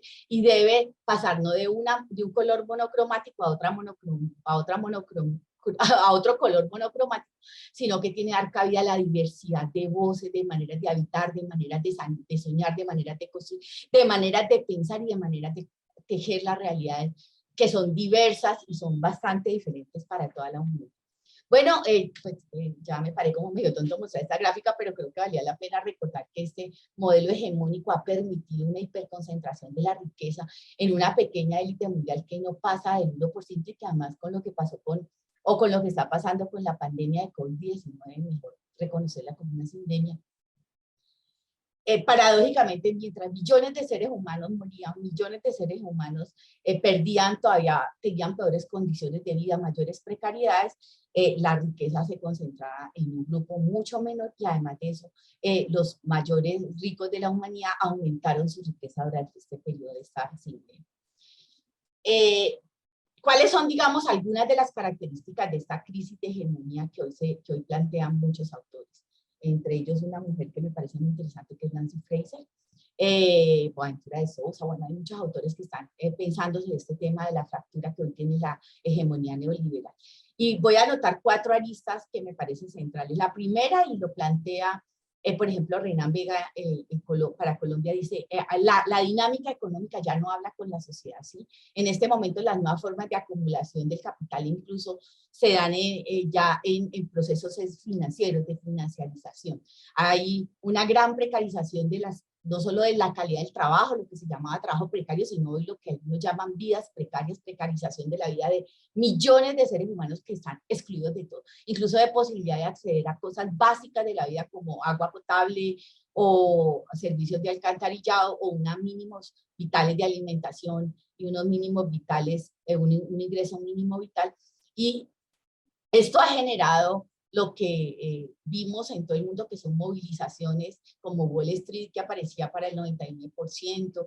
En fin, hay una gran cantidad de descontento global por esta profunda inequidad, que esta gráfica, pues esta fotografía nos la muestra muy bien. Una gran, digamos, crítica a esta hiperconcentración que tenemos en este momento de la riqueza mundial, de las posibilidades, digamos, económicas de poder vivir las vidas que individual y colectivamente queramos vivir. Aquí un poema de Esther Pineda, que yo creo que dibuja muy bien esta profunda inequidad global. Sin vergüenza alguna, las manos famélicas hurgan en la basura, buscan algo, cualquier cosa, lo que sea, un bocado sucio, húmedo, maloliente, que permita prolongar la cruel agonía, aunque sea un día más. Esther Pineda. Lo otro es que estamos, lo has dicho, pues yo no conozco mucho el tema, yo no soy experta, pues además no soy experta en ningún tema realmente, ni en el de luchas sociales, pero digamos un tema que es muy importante hoy que está mostrando es que el modelo de capitalismo extractivista ha llevado, que además desde su lógica de instrumentalizar la naturaleza y de verla como un recurso para la producción y para la generación de formas ampliadas de consumo, ha llevado digamos, a un punto muy crítico en las relaciones que tenemos con la naturaleza, poniendo incluso, digamos, en cuestión las posibilidades para la vida en el futuro, la vida humana, pero también la vida de muchas especies, y eso pues lo estamos viendo, es una gran tensión que tiene el capitalismo, porque él necesita explotar, necesita producir, necesita vender, y estamos en el límite de las posibilidades de explotación, de las posibilidades de utilización de la riqueza, utilización de la naturaleza como simplemente un recurso para la producción. Quiero centrarme un poquito más y es en esto que las feministas han llamado las crisis de los procesos de reproducción social y que además con la pandemia se han visto profundizados, y es que definitivamente el capitalismo necesita pero no reconoce todo el papel y todos los recursos, tiempos, todo lo que se hace para poder garantizar que la especie se mantenga, así que los seres humanos puedan crecer, que podamos tener nuevas generaciones. Y es un trabajo que ha estado centralmente cargado bajo la responsabilidad de nosotras las mujeres, el trabajo de acompañar los procesos de educación de las nuevas generaciones, el trabajo de cuidar a los enfermos, de cuidar a los viejos. De hecho, somos la mayor parte de la fuerza de trabajo en esos mismos sectores, en educación, en salud, en los sectores de cuidado del adulto mayor, en los sectores de cuidado de las poblaciones que son más vulneradas. Entonces, en este momento también tenemos una crisis profunda de los procesos de reproducción social, donde hay un no reconocimiento de este trabajo como un trabajo que aporta a la construcción de riqueza nacional, donde hay una no valoración de los saberes y las prácticas que las mujeres desarrollamos con mayor fuerza, no solo individual, sino sobre todo colectivamente de nuestras comunidades, porque además digamos, el rol que han jugado las mujeres, como le decía Celia, pero además yo en un trabajo que hice hace un par de años que todavía no he podido, digamos, publicar, que todavía no he podido terminar de cerrar ese capítulo, sobre los aportes de las mujeres a la construcción de los derechos humanos y el derecho a la salud, las mujeres de todos los territorios urbanos, populares, campesinos, indígenas, todo el tiempo están poniendo su cuerpo para la defensa del territorio y de la vida toda, la defensa de la naturaleza, la defensa de los territorios, la defensa de la biodiversidad, la defensa de las futuras generaciones, la defensa de los viejos, el cuidado de la vida. Y yo creo que aquí hay una cosa que tenemos que repensar, y es, las mujeres no solo han cuidado la vida, sino que además han puesto en el centro como un valor social fundamental el cuidado de la vida toda. Y creo que el día que todos, hombres y mujeres, logremos transformar eso y poner en el centro de nuestras agendas colectivas, de nuestras construcciones locales, el cuidado como el valor más importante que garantice, digamos, mantener el planeta y mantener la vida humana, vamos a tener la posibilidad de construir una propuesta completamente contrahegemónica. Porque mientras el capitalismo pone en el centro la producción, la explotación de cuerpos, la explotación de la naturaleza, la explotación de recursos naturales, pues una propuesta contrahegemónica no tiene que poner en el centro la explotación, sino justamente valorar, cuidar, proteger la vida como el eje central que nos permita movilizarnos. Le voy a pedir el favor a las compañeras que nos pongan los 3 primeros minutos de esta canción, que es como un buen resumen desde la música de lo que está pasando y de cómo nos podemos sentir hoy con digamos, con este momento de la historia de la crisis de hegemonía que tiene el capitalismo neoliberal. Por favor, ¿me ayudan?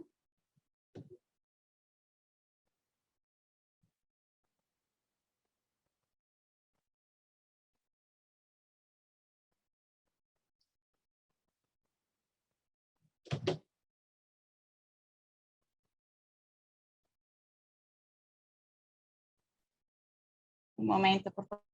Ok. Recuerda que el tiempo pesa.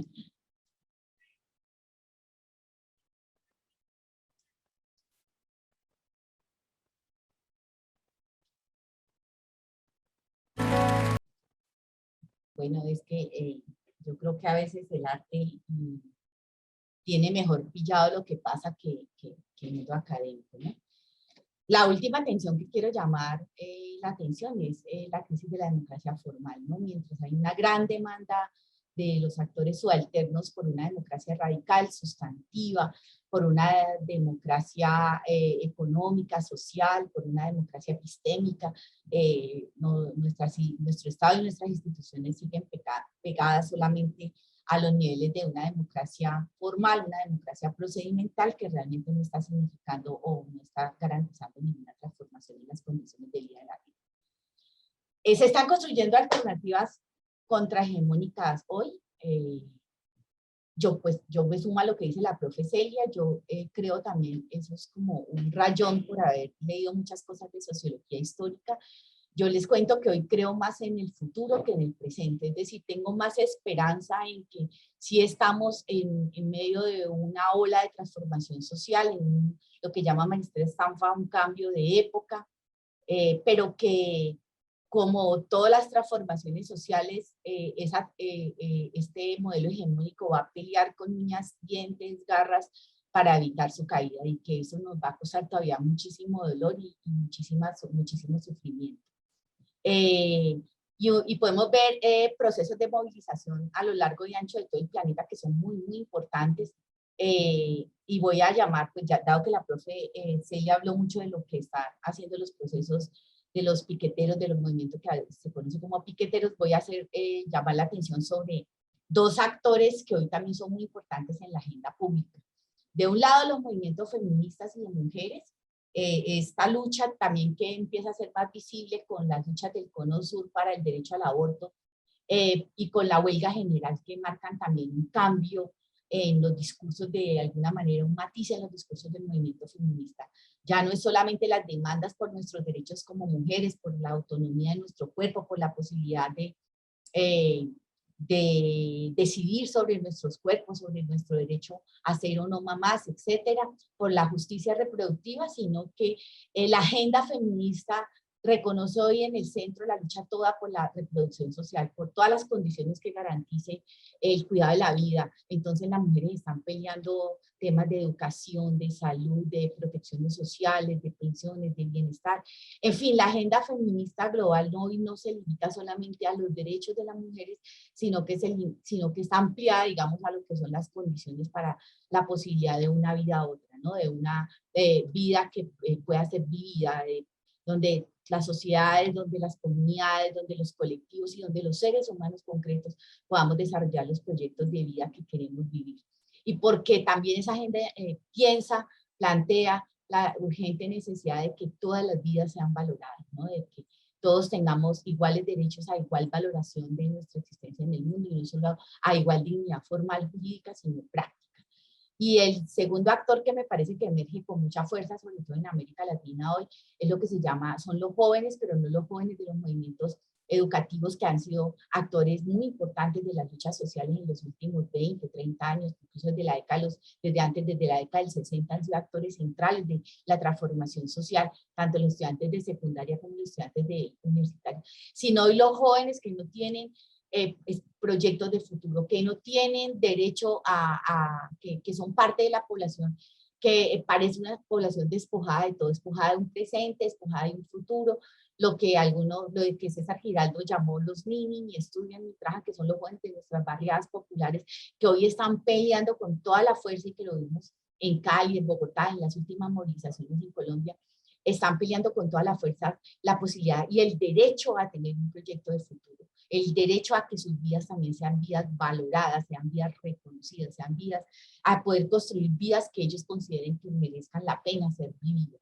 Y estos dos actores, junto por supuesto con todos los actores de los movimientos sociales, tanto tradicionales como el caso de los sectores sindical, como los nuevos actores sociales, movimientos de mujeres, campesinos, indígenas, que han ganado una gran visibilidad. Pero lo importante de estos procesos de movilización social es que ellos anuncian desde las periferias y a veces desde el corazón de nuestras sociedades que otro mundo es posible. Ellos construyen en su interior formas de economía, otras formas de democracia directa, construyen en su interior prácticas pedagógicas distintas, procesos de investigación distintos. Ellos construyen esa sociedad que muchos pensamos que está solo en el futuro, pero que realmente estos procesos de movilización social, pensando en los zapatistas, los piqueteros, están construyendo ese futuro anunciado, lo están construyendo desde el presente. por razones de tiempo, porque creo que ya casi se me va a acabar el tiempo, entonces algunas anotaciones sobre cómo podemos o sobre cómo yo pienso que podemos aportar desde el campo de la salud pública a la construcción de esa contrahegemonía sanitaria. Me voy a volver un segundo para llamar la atención sobre una cosa que no dije, y es que yo creo que una de las cosas más novedosas que han salido, que han emergido en los últimos 10 años de estas luchas sociales, y que en Colombia lo anunciaba sobre todo el movimiento indígena y el movimiento afro en los consejos comunitarios que tienen en el Pacífico, es las soberanías territoriales. Esos ejercicios de construir soberanías territoriales con gobiernos propios, con formas de salud propias, con formas de educación propias, con formas de seguridad y control territorial propios, con relaciones con la naturaleza distinta, que empieza en el caso colombiano de una manera muy fuerte con el movimiento indígena, pero que después también empiezan a construirlo el movimiento negro.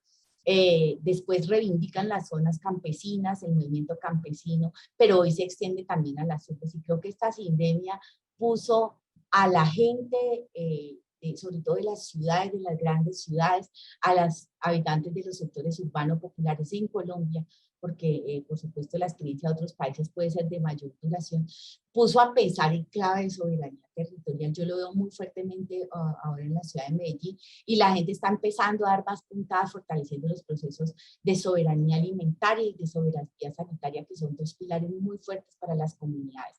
Entonces yo creo que ahí, en esos procesos locales de construcción de soberanías territoriales, de construcción de maneras otras de pensar y vivir la salud, el cuidado de la vida, yo creo que ahí hay una semilla muy importante de lo que, y una práctica muy importante que puede empezar a construir y a tejer esa sociedad de que por supuesto ni la profesora Celia, ni yo, ni muchos de nosotros vamos a ver, pero pues que yo hoy pienso que sí se va a construir, porque creo que todos estos actores sociales y todos estos procesos, tanto grandes movimientos sociales nacionales como procesos locales de autonomías locales, están anunciando que otra sociedad es posible. Finalmente, ahora sí me detengo un poco en cómo podemos aportar desde el campo de la salud pública. Yo creo que lo primero es que los saludistas, los trabajadores del área de la salud, quienes nos formamos en el área de la salud, debemos empezar por pensar esta frase de una cantante colombiana que dice: uno también es culpable si vive tranquilo en medio de la injusticia. Y yo creo que muchos de nosotros que hemos sido formados, socializados para ser adecuados para este modelo de acumulación, para movernos en este modelo, digamos, de sociedad moderna, hegemónica, blanca, racista, colonialista, donde hay una sola manera de conocer, hay una verdad científica que hay que avalar, hay una única manera de desarrollo, hay una única manera política de estar en el mundo, hay una única manera de caminar y de tener, digamos, tener lugar, y hay un único modo de vida que valoramos como valioso. Yo creo que eso debe construirse, y las universidades tenemos un papel muy, muy importante ahí en esos procesos de construcción de esas hegemonías, de aportar, porque nosotros no vamos a construir eso solo, y de construcción de alguna manera de una propuesta contrahegemónica, o de más bien muchas propuestas contrahegemónicas emancipatorias. Creo que ahí pasa por varias cosas. Primero, el papel de la investigación.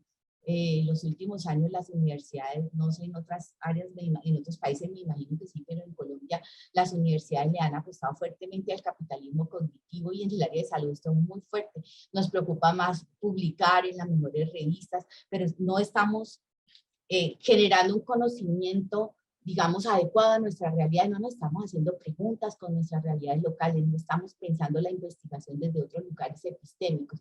Yo pienso que necesitamos empezar a reevaluar las prácticas investigativas que hemos tenido, y que necesitamos empezar a construir nuevos conocimientos, como lo dice la profe, eso entre saberes, que Freire llamaba esos procesos de diálogo de saberes que nos permitan a nosotros, sobre todo, aprender de las comunidades. Estoy de acuerdo con ella, y creo que hay que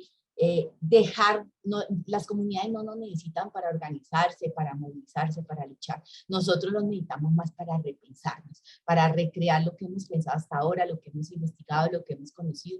Y creo que necesitamos no solamente sacar la universidad hacia las comunidades, sino meter el pensamiento alternativo, un pensamiento decolonial, otras formas de saber, otras formas de conocer, otros modos de vida. Necesitamos dejar que esas otras formas de habitar el mundo lleguen a nuestra universidad y ayuden a los procesos de formación de la futura generación. No hay otra manera de formar a las futuras generaciones que abriendo nosotros la puerta de la universidad para que otras epistemologías, otras maneras de habitar el mundo puedan hacer parte de esa voz multicolor de las universidades y puedan acompañar esos procesos de formación de los estudiantes. Y ahí la investigación y la formación pues necesariamente tienen que ir de la mano. Debemos de, creo yo que tenemos un imperativo y es superar o por lo menos cuestionar este capitalismo cognitivo, empezar a pensar en una investigación para qué, para quiénes, con qué objetivo, con quiénes la construimos. Nosotros no somos los portadores de la verdad y también necesitamos que en esos procesos de formación los actores que están construyendo alternativas para la vida de sus territorios, desde sus luchas sociales, desde sus movimientos sociales, acompañen estos procesos de formación. Hablamos permanentemente de la deshumanización de los trabajadores de la salud, pero yo creo que esa deshumanización está pasada por el tipo de formación que nosotros hacemos, centrada en una sola manera de conocimiento científico, que valora una sola manera de habitar el mundo, que valora una sola manera digamos, una sola manera de conocer, habitar, construir la vida en el planeta. Si ellos pueden acompañar, si ellos pueden ser acompañados en sus procesos de formación por esas voces multicolores, esas voces diversas que están en nuestras sociedades construyendo y tejiendo, creo que vamos a tener trabajadores de la salud, profesionales, técnicos de todos los niveles, que están de verdad conectados con esa diversidad y por lo tanto la van a respetar, van a interactuar con ella. Lo segundo, ya con ello terminando, el tercer elemento es que nosotros podemos tener una potencialidad de conectar y de comunicar, de conectar esas experiencias de resistencia que se están tejiendo en muchos lugares, también para que esas experiencias y para que las personas que nos constituimos como sujetos políticos por la transformación, que intentamos aportar a la transformación, nos sintamos la enorme soledad que estoy segura en muchos momentos sentimos. Y por último, no podemos perder la esperanza, y lo digo pues yo que estoy en una época en que he perdido, en un momento en que tenía muy fracturada mi propia esperanza, pero creo que no podemos renunciar a la esperanza, porque el día que renunciamos a la esperanza ya perdimos. Y cierro pues con una frase de una mujer lideresa negra del Pacífico colombiano, que en una de las conversaciones que tuvimos me decía: yo sueño con un día en que yo no tenga que andar defendiendo mis derechos, sino que yo pueda vivir mis derechos, que yo pueda usufructuar, que yo pueda gozar mis derechos. Ese es el reto de una contrahegemonía, un mundo donde podamos todos vivir la vida que queremos y que nos merecemos vivir. Muchas gracias. Muchísimas gracias, profe Yadira. Vamos entonces a hacer una rondita de conversación sobre algunas preguntas o comentarios de nuestros asistentes. Hay una primera pregunta que dice: ¿cómo deconstruir un modelo hegemónico desde la salud pública y desde las otras esferas, con mecanismos diferentes a las políticas públicas, en países donde se antepone la monetarización y mercantilización de la salud y donde la participación social es tan pobre? Después de esa pregunta hay una crítica a la burocracia de la salud pública, porque finalmente ¿a qué sirve entonces esa burocracia de la salud pública? Y cómo esta burocracia inclusive no consigue los resultados esperados, y se pierden dinero, vidas y ayudas. También hay una crítica a las políticas globalizadas, a la pérdida de esfuerzo y pérdida de lo que es en sí la verdadera esencia de la salud pública y ese contexto. Una pregunta adicional, no, un comentario adicional, es de agradecimientos al tema, bueno, hay otro comentario que dice que lastimosamente esa es la realidad de las facultades de medicina, donde solo existe un solo modelo de enseñanza y no más allá de la realidad que nos rodea. Listo, profe Yadira, puede entonces responder a estos comentarios y vamos mirando otras preguntas en el chat.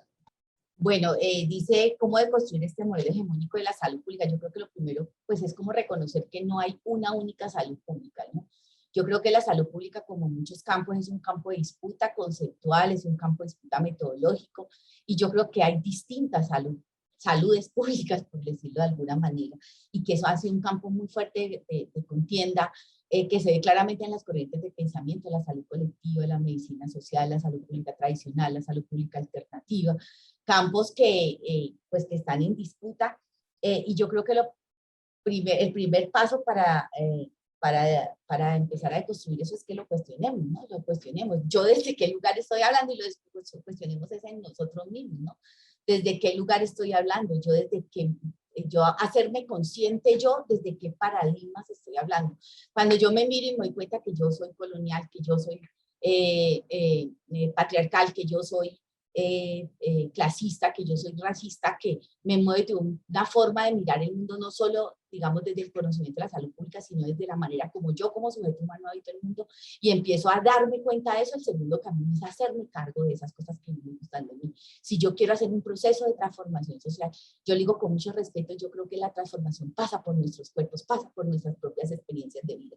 Y nosotros en las universidades formamos, y ustedes saben que los estudiantes están, digámoslo, expuestos, ellos escuchan diversidad de voces, ellos no escuchan solo pensamiento crítico, alternativo, ellos escuchan todo, la salud pública tradicional, hegemónica, etcétera. Entonces, también yo creo que hay una responsabilidad de todos nosotros, primero por reconocer desde qué lugares de dominación estamos hablando, desde qué lugares de construcción de pensamiento estamos hablando, por hacerlo visible, por darnos cuenta de eso, por hacernos cargo, y los estudiantes también tienen como esa responsabilidad. Lo segundo, que creo que ese proceso de construcción pasa porque nosotros no nos escuchemos solo entre nosotros. Yo creo que eso es un error enorme. Yo insisto en que eso ha sido un error también del movimiento social por la salud, que nos escuchamos entre nosotros todo el tiempo, giramos en torno a nosotros mismos, somos súper centralistas, o sea, así sea pensamiento crítico, y sí, hemos tenido la intención y la buena intención de construir pensamiento crítico, y hemos alcanzado algo en eso, pero es que necesitamos escuchar las otras miradas del mundo que tienen los demás actores de la sociedad, las miradas del mundo que tienen pero escuchar genuinamente, no simplemente abrir espacios para escuchar 5 minutos y después pontificar, sino que nosotros tenemos que escuchar genuinamente las formas de construcción de los salutogénicos que se están dando en distintas comunidades, las cosas que le duelen a la gente, las heridas, los sufrimientos, las distintas formas y expresiones que tiene el sufrimiento social, psíquico, las heridas y los agravios morales. Creo que eso hay que escucharlo de verdad genuinamente. Lo otro que creo que es muy importante es que que nosotros entendamos que esas formas de dominación están articuladas en nosotros mismos y en los otros, y que la transformación en nuestras escuelas, en nuestras universidades, en el trabajo que hacemos, pasa porque nosotros todos y todas tenemos que ser conscientes no solamente de dónde construimos conocimiento, sino también cómo podemos apostar y cómo podemos poner en práctica estrategias concretas que nos permitan construir relaciones que no sean tan patriarcales, porque probablemente no vamos a superar el patriarcado de un día para otro, que no sean tan clasistas, que no sean tan racistas, ¿sí? Tener conciencia de eso. Me parece que nuestras universidades deben de verdad, seriamente, por lo menos en las áreas de salud pública, si queremos deconstruir esta forma de dominación, tenemos que empezar también nosotros por las áreas, por las prácticas nuestras en la academia, ¿sí? La academia nuestra es una academia profundamente patriarcal, es una academia clasista, racista. Entonces, si nosotros no ponemos en cuestión eso, si no somos capaces de verdad de construir prácticas que nos permitan transformar eso, veo muy complicado. Creo también que se juega un papel muy importante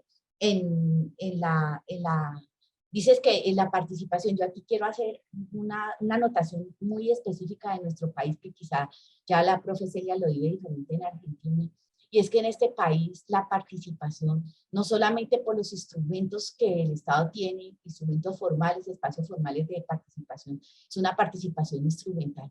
Es una participación que instrumentaliza a las comunidades, pues eso ha sido súper documentado.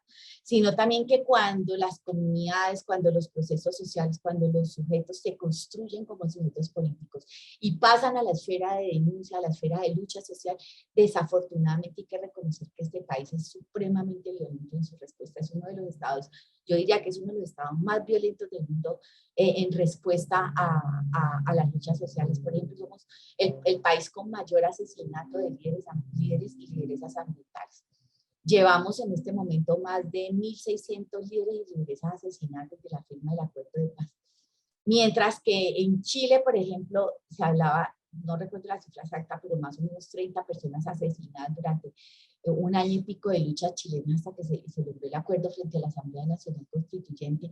En Colombia tenemos desaparición forzada en el marco del paro, tenemos un montón de jóvenes asesinados en el marco, jóvenes y asesinados en el marco del paro, gente de primera línea. Hoy hablaba en estos días, leía que hay más de 400 jóvenes y personas de primera línea que están siendo juicializadas. Es decir, nosotros estamos en un estado cuya respuesta militar y también la paramilitar, lo vimos en Cali, es muy brutal, y la respuesta, el sistema judicial al servicio del control social es muy fuerte. Eso lo podemos ver también en el ejemplo de la sentencia de Pacolombia hace 2 o 3 días que causó conmoción nacional. Esa sentencia, me parece, yo no soy abogada, pero me parece que cristaliza el patriarcado, el racismo y el clasismo de nuestra sociedad. Entonces, condenar a esta chica a 5 años de cárcel manda un mensaje a las mujeres que tienen hoy mejores niveles de vida, que han salido, entre comillas, adelante económicamente, porque le dice, si usted viene de abajo es pobre, no tiene los mismos privilegios de quienes nacieron en cuna de oro. Le dice a las mujeres, específicamente como una justicia patriarcal, está diciendo a las mujeres, si usted no se controla, nosotros controlamos sus cuerpos y sus prácticas. Y le dice a los jóvenes como generación, esto es lo que les espera si ustedes siguen, digamos, transformando los límites que nosotros estamos poniendo en las formas de protesta social. También hay una pregunta sobre la crítica a la burocracia en salud pública. Te voy a redondear como 2 asuntos más uno tiene que ver con que como que las presentaciones fueron muy esperanzadoras y que a eso le gusta mucho. Es una pregunta de la profesora Janet, pero dice, pero ¿de dónde viene esa esperanza? Y por el otro lado, también nos dice Gina que de qué manera motivar a las universidades para cumplir los desafíos que has planteado en tu presentación. Y cómo se deben transformar. La pandemia ha reflejado lo vulnerable que son los sistemas de salud en relación con la salud mental, cómo se debe transformar o cambiar este determinante donde prevalezca más la vida que la estadística. Y finalmente, tal vez no nos va a alcanzar el tiempo, pero al menos dejo las preguntas y las preocupaciones de la gente, de qué manera se puede articular lo construido desde las comunidades con lo estructurado desde la salud pública institucional. Listo. Entonces, tienen 5 minuticos, profe Yadira, para hacer el cierre. Bueno, voy a referirme a dos cosas articuladas, la crítica a la burocracia y el reto que tenemos como universidades también en estos procesos. Yo creo que, sí, yo creo que, lo que pasa es que creo que la salud pública no es posible hacer salud pública en esta hegemonía neoliberal, vamos a decirlo en una sola frase. No veo posible porque a nosotros nos enseñan que la salud de las poblaciones se trabaja en espacios de territorio de población, construyéndolo con la gente, con participación democrática, resolviendo los problemas a partir de las necesidades de la gente, pero justamente este momento neoliberal de la salud pública lo que hace en la práctica es y mucho más en nuestro sistema de salud y con el conjunto de división de planes individuales colectivos, de actores que tienen atomizados los territorios, etcétera, es justamente fragmentarnos los territorios, fragmentarnos las poblaciones, generar procesos de participación que son meramente instrumentales y no generan una participación, digamos, decisoria, vinculante de las comunidades. Entonces, yo personalmente no, de hecho estoy en la academia porque en algún momento que en este sistema de salud, en este país, con estas condiciones del capitalismo actual, prácticamente era imposible hacer salud pública desde lo institucional. Y voy a juntar esto con que hoy muchas de las universidades nuestras se han vuelto operadoras de lo institucional. Eso es una realidad, las universidades están desfinanciadas, necesitan hacer consultorías para sobrevivir. Entonces, ahí hay un tema ético que las universidades y nuestras escuelas de salud tienen que pensar. ¿Cuándo vamos a poner sin decir que no se haga eso, qué línea roja vamos a poner? ¿Cómo vamos a establecer unos criterios éticos mínimos para saber si operamos o no los recursos que el Estado y los privados tienen frente a la salud pública? Porque hoy buena parte de los operadores son OPS y las universidades. Y hasta dónde, cómo lo hacemos sin perder autonomía y la capacidad de decir lo que nos toque decir como instituciones. Entonces creo que ahí hay un reto enorme. Frente a la pregunta de Janecita, que de dónde viene la esperanza, yo voy a decir una cosa que va a sonar muy tonta, pero yo creo que viene de la sociología histórica, Janet, es una cosa pues que yo siempre que estoy desesperanzada, yo miro cómo han sido los grandes transformaciones sociales, y así como lo decía la profesora Celia ahorita, es que la Bastilla no fue la Bastilla, fue 200 años de historia para la instalación de ese proceso de transformación social. Las mujeres, creo que el movimiento de mujeres y lo que hemos logrado, o sea, miren ustedes, este panel tiene 3 mujeres, las 3 somos mujeres con alto nivel de formación y estamos sentadas hoy hablando, eso era impensable hace 60 años. Que las mujeres tuviéramos la palabra, que pudiéramos tener niveles de formación altos, que pudiéramos estar mayoritariamente en las universidades era impensable, pero eso ha sido un cambio de la mediana duración. En el trabajo que hice con las mujeres, les cuento que hay una frase que a mí me marcó porque me pareció absolutamente preciosa, y es que había un mandato intergeneracional donde las abuelas le decían a sus hijas, mujeres que hoy tienen 80 años, estamos hablando de mujeres del siglo XIX, para que usted no viva la vida que me tocó vivir. Es decir, esas mujeres por allá del siglo XIX colombianas eran portadoras de un embrión de modernidad. Y esa transformación que permiten que hoy Celia, Connie, Janet, todas nosotras estemos aquí, es producto de una transformación profunda, cultural, de la reproducción social. Falta mucho, claro, falta mucho. Entonces la esperanza, Janet, para mí viene de ahí. Esa es la primera fuente de esa esperanza, y la segunda fuente de esa esperanza es estar en los procesos sociales, pero no estar, digamos, en la burocracia de los movimientos sociales, sino con las bases de los movimientos sociales, trabajar con las comunidades urbano-periféricas, volverse a reencontrar con los campesinos. Yo en este momento de la vida, yo me empecé a formar ahí, hoy vuelvo a ese espacio que es el lugar donde yo me siento más cómoda y siento, como decía Celia, eso me revitaliza, me llena de esperanza, veo que ahí empiezan a tejerse muy lentamente procesos de transformación social, que efectivamente ha anunciado otro mundo, que no nos va a tocar ver, es cierto. Y por último, cómo articular lo institucional con la salud pública que se construye desde las comunidades. Yo pienso que la única manera son decisiones políticas de los tomadores de decisiones, al menos en los niveles locales. Yo creo que los municipios pueden hacer muchas cosas, las administraciones municipales y departamentales, más que las nacionales, podrían hacer muchísimas cosas más reales, más próximas a la gente, escuchando a la gente, construyendo y tejiendo con la gente, pero eso pasa por una verdadera decisión política y por una correlación de fuerzas en lo local, que pongan las decisores, digamos que pongan los decisores políticos personas que realmente crean, que potencien y que estén seguras de apostar a lo que los movimientos sociales y las luchas urbano-populares, campesinas, etcétera, están tratando de construir desde lo local. Y eso, pues, desafortunadamente es mínimo en nuestro país. La mayoría del poder institucional está ocupado por los partidos tradicionales. Claro que los partidos alternativos en muchos países han mostrado que también tienen muchas limitaciones. Listo. Traté ahí de resumir. Sí, no, gracias, no, pero podemos seguir conversando. Yo espero que nos puedas, y la profesora Celia también nos pueda acompañar en las otras sesiones. En este momento, entonces, le doy la palabra a Karen para que haga una pequeña recuento de la agenda que sigue y cerramos la sesión de hoy. Muchísimas gracias. Gracias, profesora Constanza. Le damos igualmente las gracias a la profesora Celia y a la profesora Yadira por su participación en el encuentro de hoy, en esta primera sesión del evento. E igualmente agradecemos la participación y asistencia de todos ustedes a esta primera sesión. Les recordamos que la sesión de mañana será a partir de las 4 de la tarde. Iniciaremos con las conferencias centrales. Una de ellas tendrá traducción simultánea. En la plataforma está también el tutorial de cómo pueden activar esa traducción simultánea, ya que la conferencia se dictará en portugués. Más adelante tendremos la primera jornada de las ponencias orales y paralelo a ello podrán visitar en la plataforma la sala de exposiciones de las ponencias en modalidad de póster.